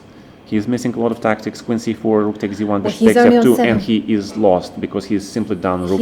No compensation. And after bishop f2, there is a threat of rook g1 and queen e3 mate. And there is no defense. Rook d2 is even more professional because rook takes on f2 and queen d8. Just no chance at all. No chance, and white can just resign because rook takes f7. Nothing works. Oh, get your pieces set up in time. Yep. With the seconds on the clock, the grandmasters are trying to create something, but well, now it's a question black of has nerves. a full rook. That's it, and now and queen takes h4. and there is nothing for white to play for, and he's king giving goes last to check, G7, and he can resign, and he is resigning. And Bu Zhangji has won, which he extends his lead even further, because remember, he's 1 point ahead. And Irina Krush is winning the game because black just blundered the whole rook, and white has a queen. Okay, wait. And Irina managing to play her best chess right when it was needed, and she inflicted a painful first defeat on the leader of the tournament, Kostyanyuk, so this throwing the tournament in the air, because let's have a look, because Lei Jie is trailing her by 1 point, 1 point, and if she manages to win, then she and will she catch has the up two pieces for the rook and some attacking chances. I would say she has absolutely great well, the two and pieces Queen are A1 fantastic. and Queen A7 check is incoming, and Abdulmalik is Queen A7 just check, worse. She is worse, and white has a huge chance now to catch up with the She's leader. going to win the She's going to win the D6 pawn. She can take it right now, and she has. And Queen F6 check is Queen coming. F6 is, yeah. And Rook on B4 is completely cut off, and Knight F6. And those two extra knights are just simply going to be. And that Rook on B4 is so outside of the game. D7, D7, King yes. G3, Bishop goes somewhere, B5, black is trying, but Knight D6 just wins the game now. Knight D6 and its deflection, 95 check is also wins the game. 96 check. And 96 played. Knight takes C5, and the Rook D4 is probably played, and now Knight E4 back, E4. and it is not clear anymore. White missed several tactical opportunities to immediately stop the game, and now black is back, because if she can win that D7 pawn, she is back in business, and white has to play Bishop F3, Bishop G4, try to keep that D7 pawn alive. And she's doing that. And she is doing that, and we are facing a titanic struggle here. Absolutely titanic struggle. Yes, white king goes to F4. She's trying to march up the board, but she needs to be careful, because I suspect that...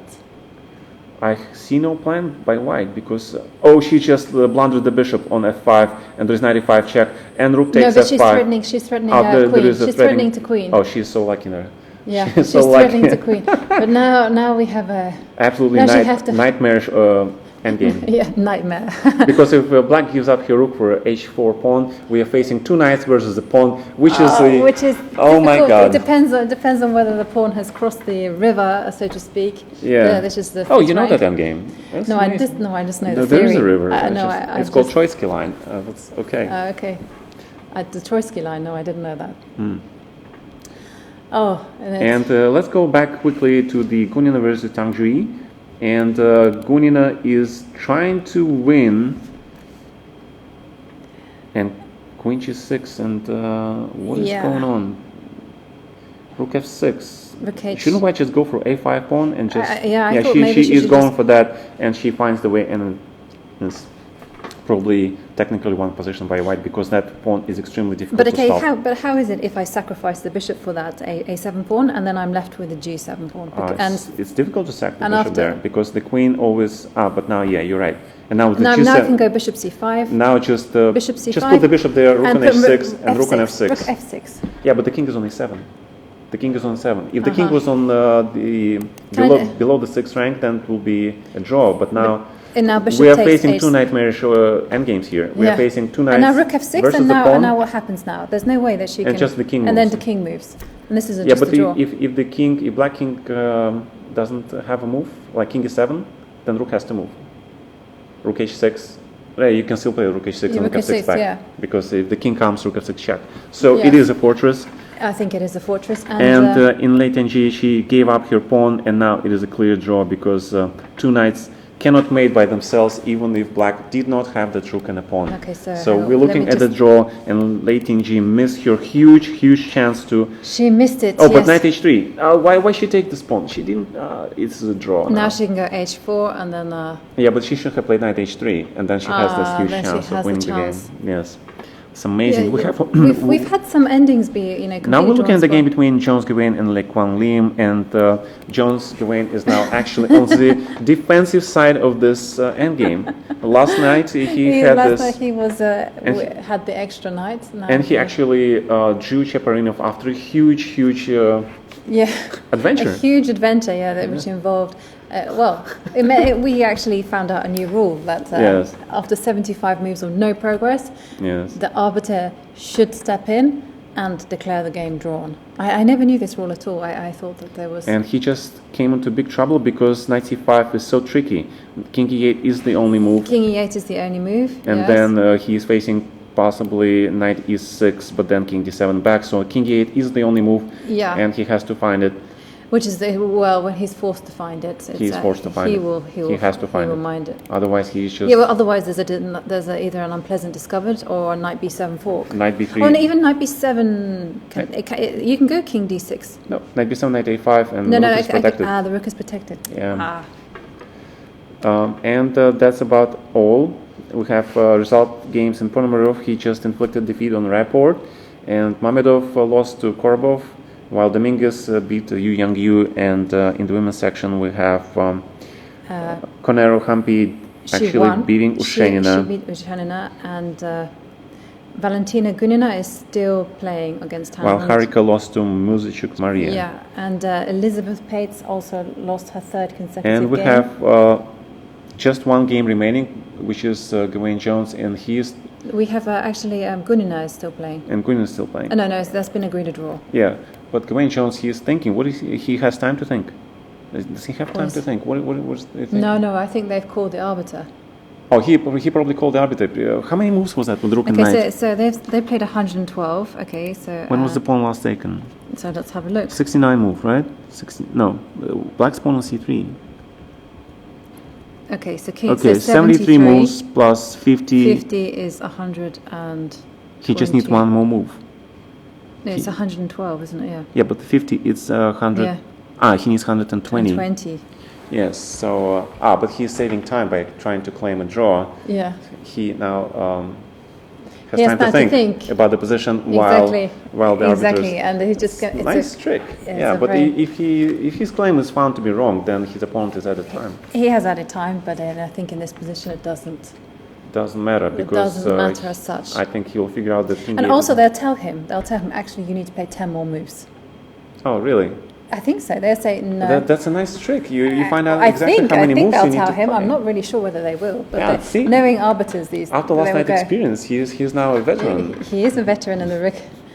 Yeah, and they're still. Hang on. They are king e8. Oh, he just lost. No. Yeah, knight f6 check and rook f7 mate. And he's not in time. Oh, what's he doing with his king in the corner? But how did he get his king in the corner? After king e8, what happened? So after king e8, so it was... knight c5 check, king e8, 113. It was 113. Mm-hmm. And then rook came to e4. 97. Yeah. And king g6. And rook on a5 is extremely badly placed. And rook e7. And he needed how many moves? He needed 123. And he lost. Hang on. But hang on, he might not have... It might have been... No. He's not in time. He needed 100 Well, but I haven't got the... How many games there are. He might just have done it. It says 118. 118. Oh, well, that's it. Nope. So so the arbiters are forced to do the count twice. Yes, so I mean, I claim that this ending was very easy to draw, but we've seen. Well, we've actually seen that it can be spoiled. Yeah. Mm. Wow. I got to take a look at these end games as well because the last 10 moves seem to be very forced. Exactly. Very forced. So the note for our viewers is not to put your rooks on squares, on suspect squares like a5, a4. Always put them in the huge corners far away from the king. With a big range of options. Yes. Because a4 and a5, the knight is a very tricky thing. It can catch them. Yeah. Yeah. So you keep the king and the rook separate. Yeah. All those ricochet knight moves. Yeah. Yeah. So because I think once he went king e8, it looked like it was game over there. Yeah, but after rook e4 check and then king cannot go to d8 and it's game over. Yeah. So that was it for this round. And we will take a short break, and then we're going to be ready for all the action of round 20, I think. The final round? No, it's not 20. It's 19. Hang on. 20. I think it's 20. This was round 20. So we only left with one round, I think. No, this is 19. 2 games left. 19, so there's 20. So 3 games left. This is banking? Yeah. Oh, yeah. So now 20. Right. So yeah, there's a lot of games. Okay, so 3 more games left, and we'll see you after the break. Thank you.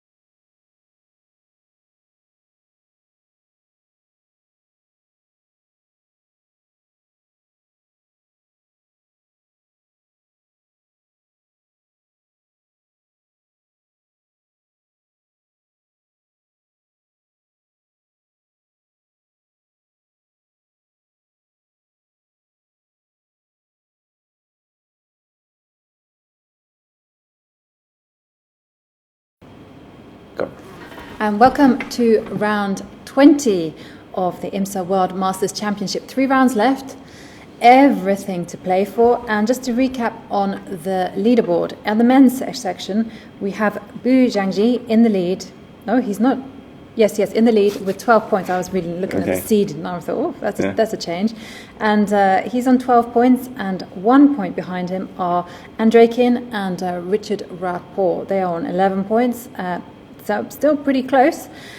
And in the women's section, it is still Kostenyuk who is in the lead. She has 13 points, 1 point ahead of Lei Tingjie, but also a new name has come up, Irina Krush. Irina Krush is on 12 points as well. Yes. And trailing those are Tang Zhongyi and Humpy Konoru, and they are on 11 points. And of course, I'm rooting for Irina because she's a fellow American, and I have known her for many, many years. Yes. So this is, again, this match against Kostenyuk is very personal.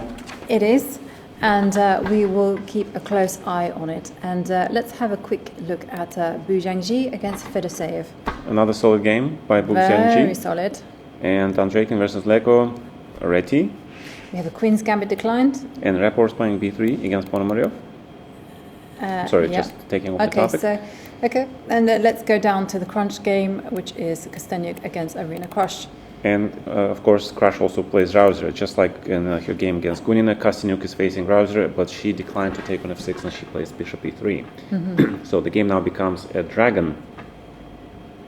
While the second board game between Abdumalik and Lei Tingjie, what is this?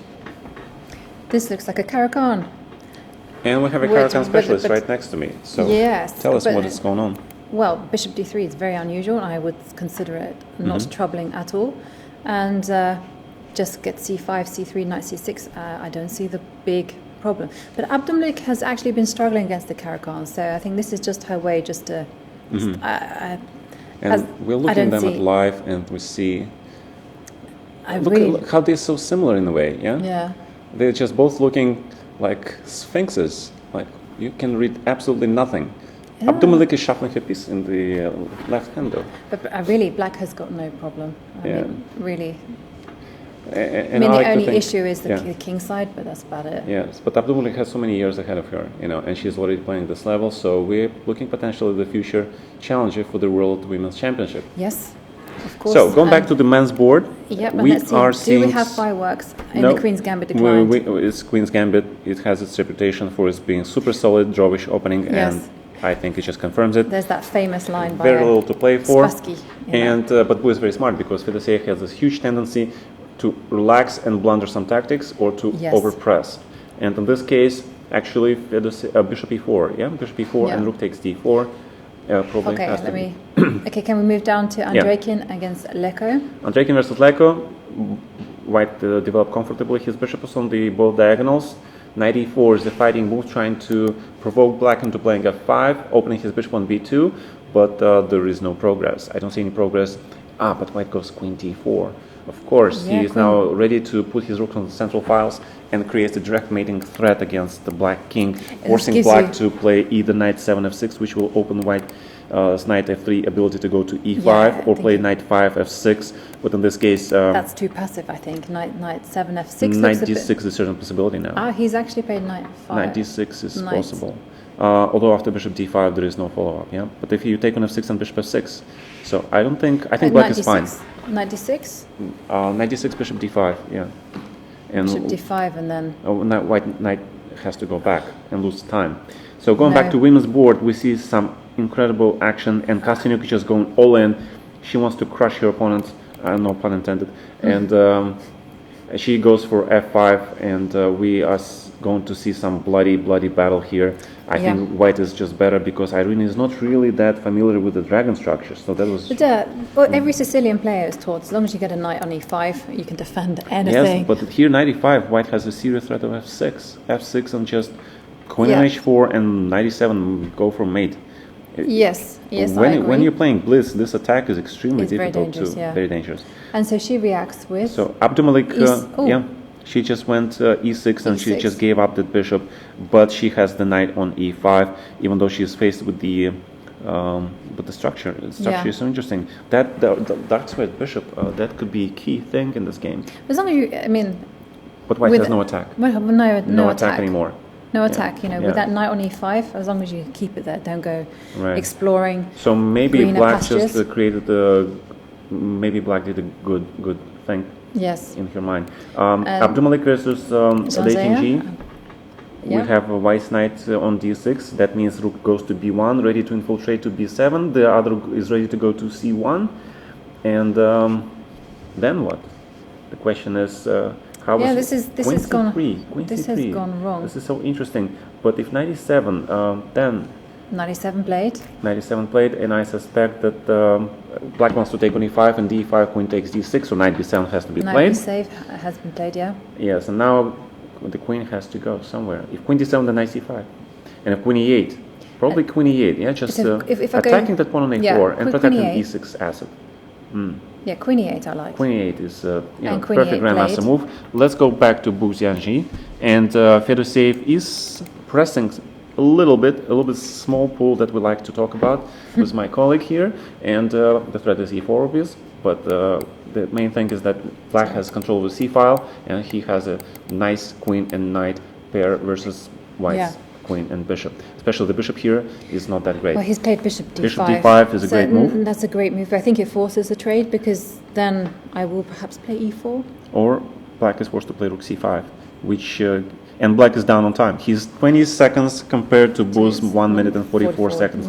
And Bu is a not just being very solid, but he also plays very fast He's and very actually correct played- chess, and he is not missing tactics, which is extremely important. Well, now he's chosen an aggressive move. He's gone And rook Fedoseev c1. goes for rook c1, he goes all in again. He just sacrifices the pawn on Pawn. b5, and Yep, of and course Bu white takes has to it. take. Bu takes And it. queen b3, queen d6. Oh, Queen- that was a nice trick. But then e4, knight e4, They have queen b7. No, it doesn't work. queen b7, knight takes a4. d5.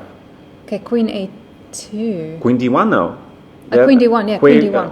But the knight takes d5, rook takes Rook takes d5, d5, queen b7, e4, and okay, Now he's gone rook c1. rook c1, But then now I can go queen takes a4. queen e2, queen a4. You just take another pawn. Thank you. And Fedoseev just blundered 2 pawns. Again. I think he blundered second pawn. Now he's going to go rook a1 to go rook Queen queen c6. c1. Queen c6. Queen c queen c6 kills it. Or bishop c6. Bishop c6 isn't better. Just completely open the d file for the rook, close off the c file, and black is Leko draw. Of course. Very professional. Kostyanyuk is pressing Irina Crush. She has 2 bishops I just and wait an until- attack. And He actually played rook d1 to neutralize. This is back to Bu's game. that actually that's the best That's move. it. That's the best move. Neutralized. Bu is about to win his second game, and Kostyanyuk is playing knight f1. Okay, let's have a look. And this is such a total mess, but she has 2 bishops and an extra pawn, I believe. No extra pawn, but 2 bishops and a great position. And the question is, but she created a threat of bishop takes d5, so I think it's not so simple. Not simple, Queen no. f6 with the idea of queen f8, just very brutal mate in one move. Okay, but okay, knight Knight d7. has to go to either f7 or has to go to d7. Personally, I think knight f7 maybe. I would go. But knight Just d7 is more active, but after queen e6 check, king g7, bishop takes on d6, black is now in trouble because she is down the whole pawn and white has very And strong there's- pair of bishops. Yeah, this bishop is not going to get going. She perhaps needs to go bishop a6, and Irina has played bishop a6. Yeah, bishop e6 has been played. Yeah, you've been guessing amazing number of moves. Yeah, I'm not sure that's a good thing. But now just take on e5 and play d6, and I don't see what black And going to do because Irina is low on time. well, actually, Queen e1, and queen a6, and Irina just blunders her Just whole blunders the bishop, whole and bishop, yeah. she can resign because this position is just resignable. that's it. Bishop g3, queen d1, but now queen e6, anything actually Yeah. wins. She just blundered the whole bishop, and Yeah. she is not happy. And Kostyanyuk manages to win yet again. win the So game, and this means she will extend her lead. So now let's have a Extend look. her lead. Let's have a look. Because late in G- and Irina Krush was an important competitor. yes, because late in G is, I don't think she's able to win this No. endgame because Well, that pawn on f7 is, you know. yeah, that pawn on f7 is very strong. King It's- goes to f3, then And, g4, take on e3, and it's going to be rook endgame. Oh, king Well, we knight gotta- d4 we check. gotta hope for- What is this knight d4 check? Knight f5 check. You just give her a pawn. She did. Knight h6 and king h7 has to be played. Rook and knight takes and knight f7, f7, and it's a that's draw. It's a draw, and Tang Junyi versus knight takes Gunina. f7, draw. Tang Junyi wins. And in the top board, we have Bu Zhangji did win against Fedoseev. So that was 2-0. Yep, and Andreikin Leko, as we saw, draw. Richard Rapport against Ponomarev, draw. Anton Kovorobov won. And let's go to the games that are continuing, and we have Oshena versus Hampi. And Abdulmalik versus Leiting G is a draw. There's still a draw, yes. And men all finished. Okay, so Hampi is still in the running, still going. Yeah, she has better position. She's a pawn up, opposite color bishop endgame, and although it is very tricky. But Tang Junyi did win. So yeah, Tang Junyi wins. Did win, so she's on 12 points to Kostenyuk's 14. 2-point lead. But there are only 2 games left. 2 games left. So that means Kostenyuk almost guaranteed the first place. Yeah. Right? Yeah. Yes, it means 2 games left. And Ushenina, what's going on with Ushenina? Ushenina, is she playing? She's thinking. She has more time. She has an attack. She has extra pawn. And Hampi is not happy. She was leading the tournament until today, and today she had a very impressive 8.5, and then suddenly it just. And today she just collapsed. To be honest. Yeah. It was the turning point. Was the game against. They're waiting for something. Yes. They're waiting for an arbiter. Was it threefold repetition? Was it threefold repetition? No, there was no repetition. So what are they waiting for? Well, maybe they will. Well, 55 move, yeah? Bishop e5, that's 1. Queen d7, bishop c3, queen g4. No, that's only second time repetition. So they're just waiting to confirm that it's only a twofold repetition, there might which be it one is, earlier. and they will continue the game. And this is the only game which is left. Other games have been finished.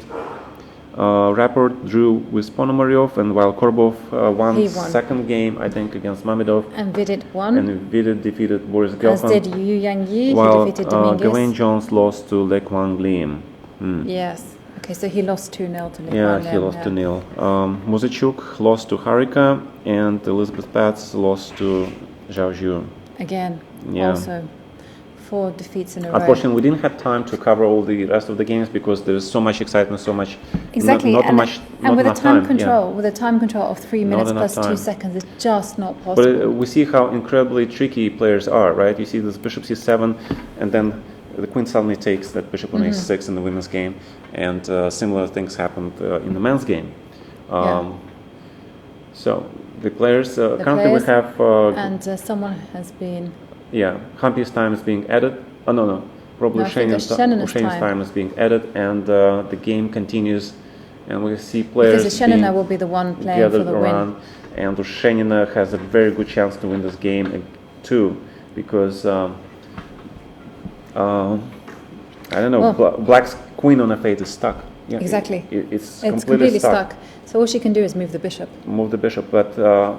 Then what? How do you break this fortress? I have no idea. Well, that's why Ushenina now has 1 extra minute to work out. So she's playing queen f5 and trying to go with bishop d3, creating that additional queen h7 threat. And she is preparing for f4, g4, g5 for the eventual break. And I'm curious, bishop d3. So again, black queen is stuck. Yeah, this is the thing, with this queen on f5 and bishop, and she has to. Queen h5, king g7 back. G7. White will have to play eventually f4, and that pawn on c5 is under attack, and black is no longer able to keep her bishop on e5. That's a big thing for white. So that's a big thing. f4 played. F4 played, and now black is in big trouble. Because after bishop d6, white returns back with the bishop on c4, queen on f5, and bishop on e7 is extremely passive, and white just starts to look for ways to improve her position. One of the ways is eventually to go for e4, e5 break, or g4, g5 break, and it's a matter of time before white does it. Probably she's going to wait for black to reach her last seconds before attempting all these breaks. Yes. And now queen d7 looks extremely unpleasant because black has no king g7. Yes. And the bishop on e7 is stuck. So king f8, queen d7, played. And black is stuck with the queen on g8. And there is no queen g7 because of queen c8 check, and now queen d7. Queen right? d7 seems to be close to winning move here. Is there any move after queen d7? Queen d7, queen h8 is the only move, but queen h8, oh my god, Bishop d5. Bishop d5. King g4. That king goes to, and black of course plays queen d8. Of course. Okay, now she's out. And there's queen d1 check, but okay. Queen g8 back and king h5. King h5, g4. White manages to hide her king on the h5 square. Very nicely The question done. is whether it is enough. Okay, but perhaps that's not the best idea. Queen g4 check, king f8, and queen d7. Queen c8 check, king g7, and white captures the h6 pawn, and she is now 2 pawns up. Is it? But black's f pawns, the double, they're actually very good. Yes. Still g5, f takes g5, G5, h takes g5, and white gets 2 connected passed pawns, and it's winning position. It is a winning position, Yeah. ladies and gentlemen, because white creates 2 connected passers, which will win the game. g5 or H5. h6. The question is, as she goes. She's gone for h. I mean, could she go She king should- h6 now? Um, King h6 and just. oh, she goes with just king to d5 immediately. Ah, okay, king to d5. Yeah. And where that king goes. I don't know. But white has all the time in the world to win this game. King d7, bishop f8, and this is Jovanka. Yeah, she's gonna play e5, and then king e8, and black has no moves with her bishop. But she can move her king. And bishop d5 grabs this third pawn and f7. Yeah. Yes, and Harik. Yeah, bishop d5 And and Humpy king had e8. enough, and she Yeah. resigned. That's it. So Humpy, yes, another bad. Very impressive technical performance by Oceanian, though. Yeah. Very impressive. Very calm as well. And that was it for the The 20th round. 20th round. And we're now on our final 2 games, so final match. Only And 2 games left. 2 games left. Wow. After all this drama, all this excitement. Can you believe that they've played 20 games already? It's no surprise that there are the time blunders flies galore. so fast? Yeah. Yeah. So we'll be right back with this final standings before the last 2 rounds. Yes, join us after the break.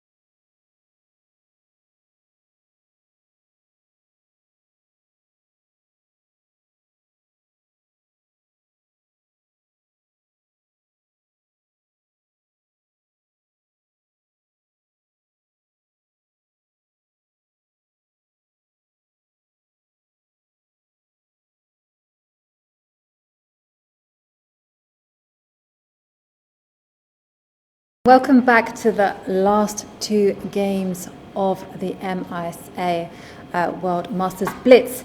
And before we dive in and look at the games, I'd like to do a quick recap of the standings. And in the men's section, Bu Zhangji is in the lead with 14 points, which means if he secures a half a point, that's it, he is tied for first. In second place, we have Anton Korobov with 12.5 points. The same is true of the same is not true. Alexandra Kostenik is 1 point ahead. She has 14 points, and Lei Tingjie is behind her with 13 points. It's a 1 point gap, and Tang Zhongyi is third place with 12.5. So let's dive in and let's have a look. So we have Bu versus Ponomarev. So half a point. That's all he needs to secure. He's playing white. And just exchanges the knights. Queens, perfect opening for him. Yeah, but Ponomarev is a great specialist in the endgame play. And if he takes on c3, for example, here, white is faced with an unpleasant task of protecting those double pawns. I'm not sure why Bu is allowing that, but probably has a good I'm sure he has a good reason idea for that. In the second board, Korobov is trying to go for his active attacking play by placing rook d1, going for probably a takes d4 and bishop g5, knight e5 attacking setup with the isolated center. But he plays knight e4. He constantly surprises me. And in the women's section, we have Kostyuk versus Abdumalik. This is a very interesting matchup. A young star versus already established former world champion. And black is just saying here, King's Indian. And I'm thinking white could have possibly played knight d1, knight e3, and just putting that knight on f5, and it would have been very interesting to see how black would react. Exactly. Although in the structure with the pawn on g5, if black plays f5, white always can take on f5, put that knight on e4, which will be untouchable, and I don't think white is in any danger, and black will have to think about equality here. And remember, Kostenik just needs one victory, and that's it. She's tied for first. And on the second board, we have my favorite London system. And black plays very strange queen b6, a5 setup, because white can just go a4 and go and start playing even b3, because eventually, or e4 even some point, trying to break open the center in the black center. And I like white's chances, but b3 is slightly inaccurate, I think. Yeah. Rook c8, white has to play something like queen b2. And again, it's a very, very complex strategic game. We'll see some more action closer to the end. So let's go back to men's section. Ponomarev is a pawn up. A pawn up? He's a pawn up. But white has pair of bishops, which makes it about equal. So he just takes on d8, probably, because I don't think he has to give up the d file, right? So has to take on d8. He has taken on d8. Yeah, but a pair of bishops and a very strong king comes to c4, b5, strolling in. And he is working his way in with the king. Yeah, if white king gets there, then white can be even better.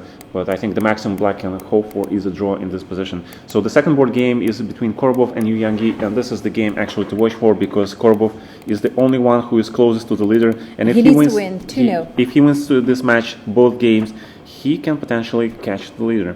And again, Korobov is playing his trademark style. He's sacrificing something. He's got pair of bishops, very strong center development. Black is taking up the gauntlet. He's taking that pawn on e4, but he has to open his king for that. And Korobov thrives on positions like this. He does. He took with the bishop. He took with the bishop, and because he wants to put the bishop on g6 to protect his king. Yes. And now, of course, the key question is white going to play h4 or f3 or maybe something in between? And he goes for f3, hoping for knight f5 break, and black probably has to play bishop g6. And then, can you take on e6? Can knight take on e6? Knight takes e6. Knight e6 seems to be like such a logical choice. Do it. But rook takes d1, rook takes d1, f takes e6, queen takes e6. And he he's goes for it, and I think it is not correct. But okay, we'll see. But it's Blitz. Even though it's Blitz, you have to calculate, you can't just. And we're looking at the changes, and black has to take on e6, unless he just plays knight c6, in which case... But then knight c6, then... Knight c7, maybe. Knight c7, and then... And maybe bishop d6 and knight c5 then. Okay, but he has to take. But he has to take on e6, of course, and after queen takes e6, bishop takes e6, black has king f8, and trying to make rook d8 check with king e7. But I have rook d8. That's my idea. But king e7. You're going to go king f8. Yeah. King f8 and King e7. And he actually didn't take it. He chose not to take Korbov it. bluffed. It That bluff paid off, and then bishop d6 and knight c5 coming, and white is knight c7 even. Well, probably knight c5. I like knight c5 to be honest, because the knight hits both pawns. And the question is, and he's gone knight c5. And white has a very nice advantage of having two strong bishops, very active pieces. Bishop on g6 is way out of the game, and I think white has a large advantage. And of course, we're going back to our first board game between Bu Jiangji and Ponomaryov. And Ponomaryov wins his second pawn, and I think he has a huge chance now of winning this game and stopping the leader. Yeah, what a turnaround. Yeah, but there is bishop b3 incoming. And if bishop b3 comes, then black will be completely tied up, but he's coming up with knight c4, and he just gives up that pawn, and black has... Is it enough to... it just goes a5, and king d4, knight c4, of course.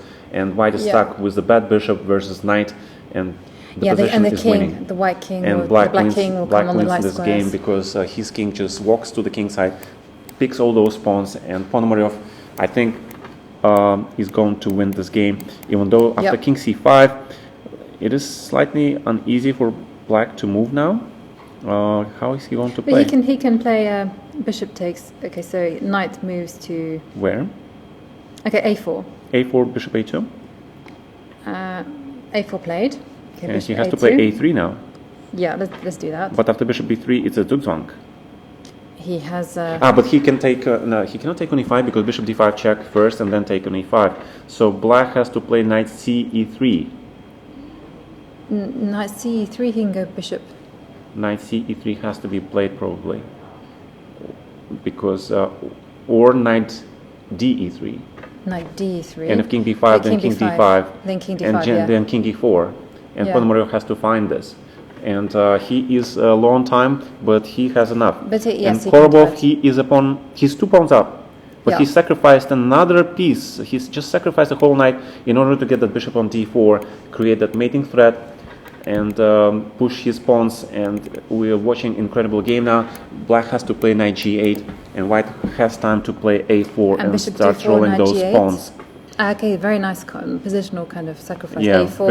Sacrifice, but is that enough? Because after a4, how is white going to make any progress? He has to play a4, and at knight b5, I don't like that move, because after c takes b5, white is going to play b6 and a5 and make those pawns roll really fast, and then rook a8 and a6 is coming and looks extremely dangerous for black. Yes. This position looks extremely dangerous.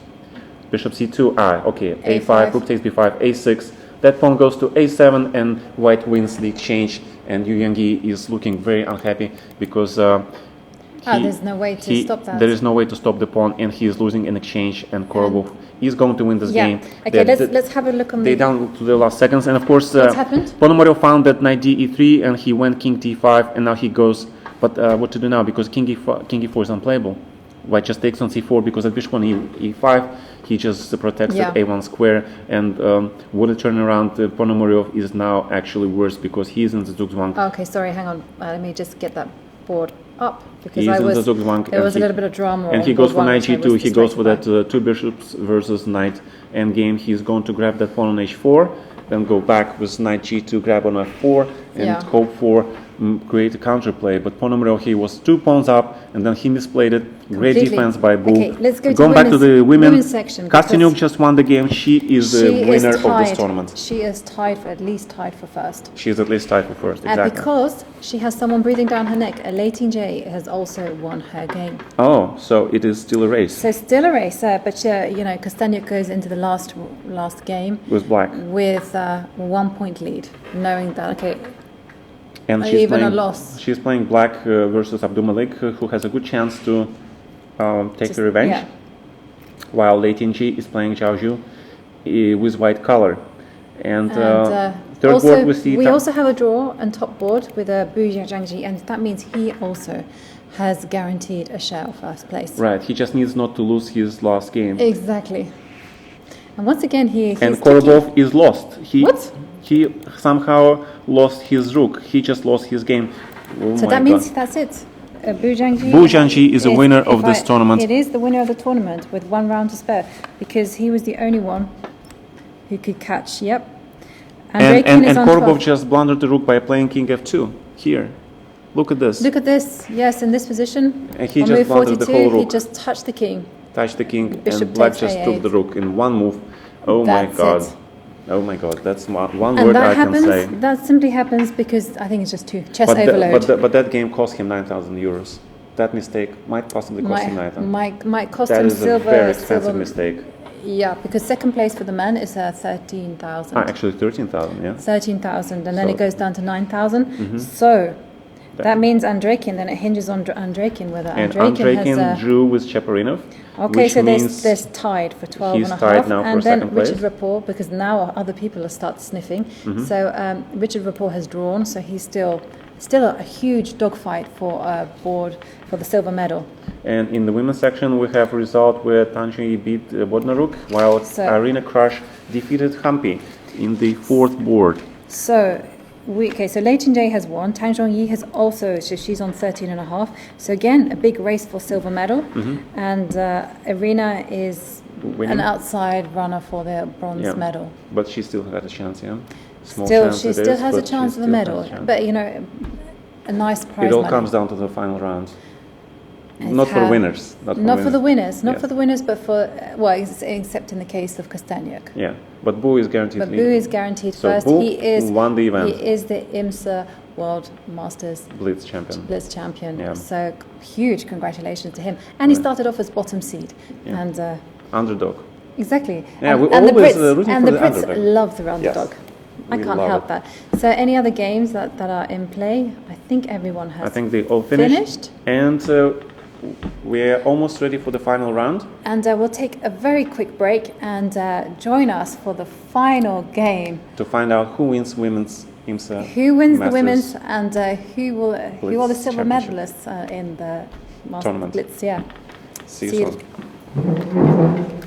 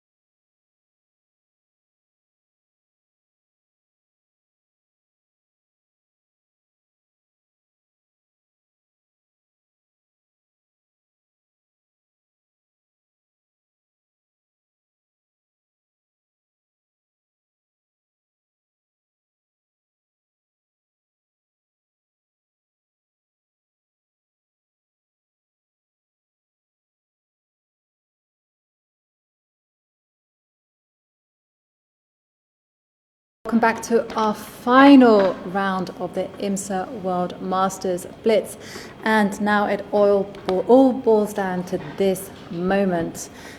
This is the crunch time, this is the money round, this is where everything will be decided.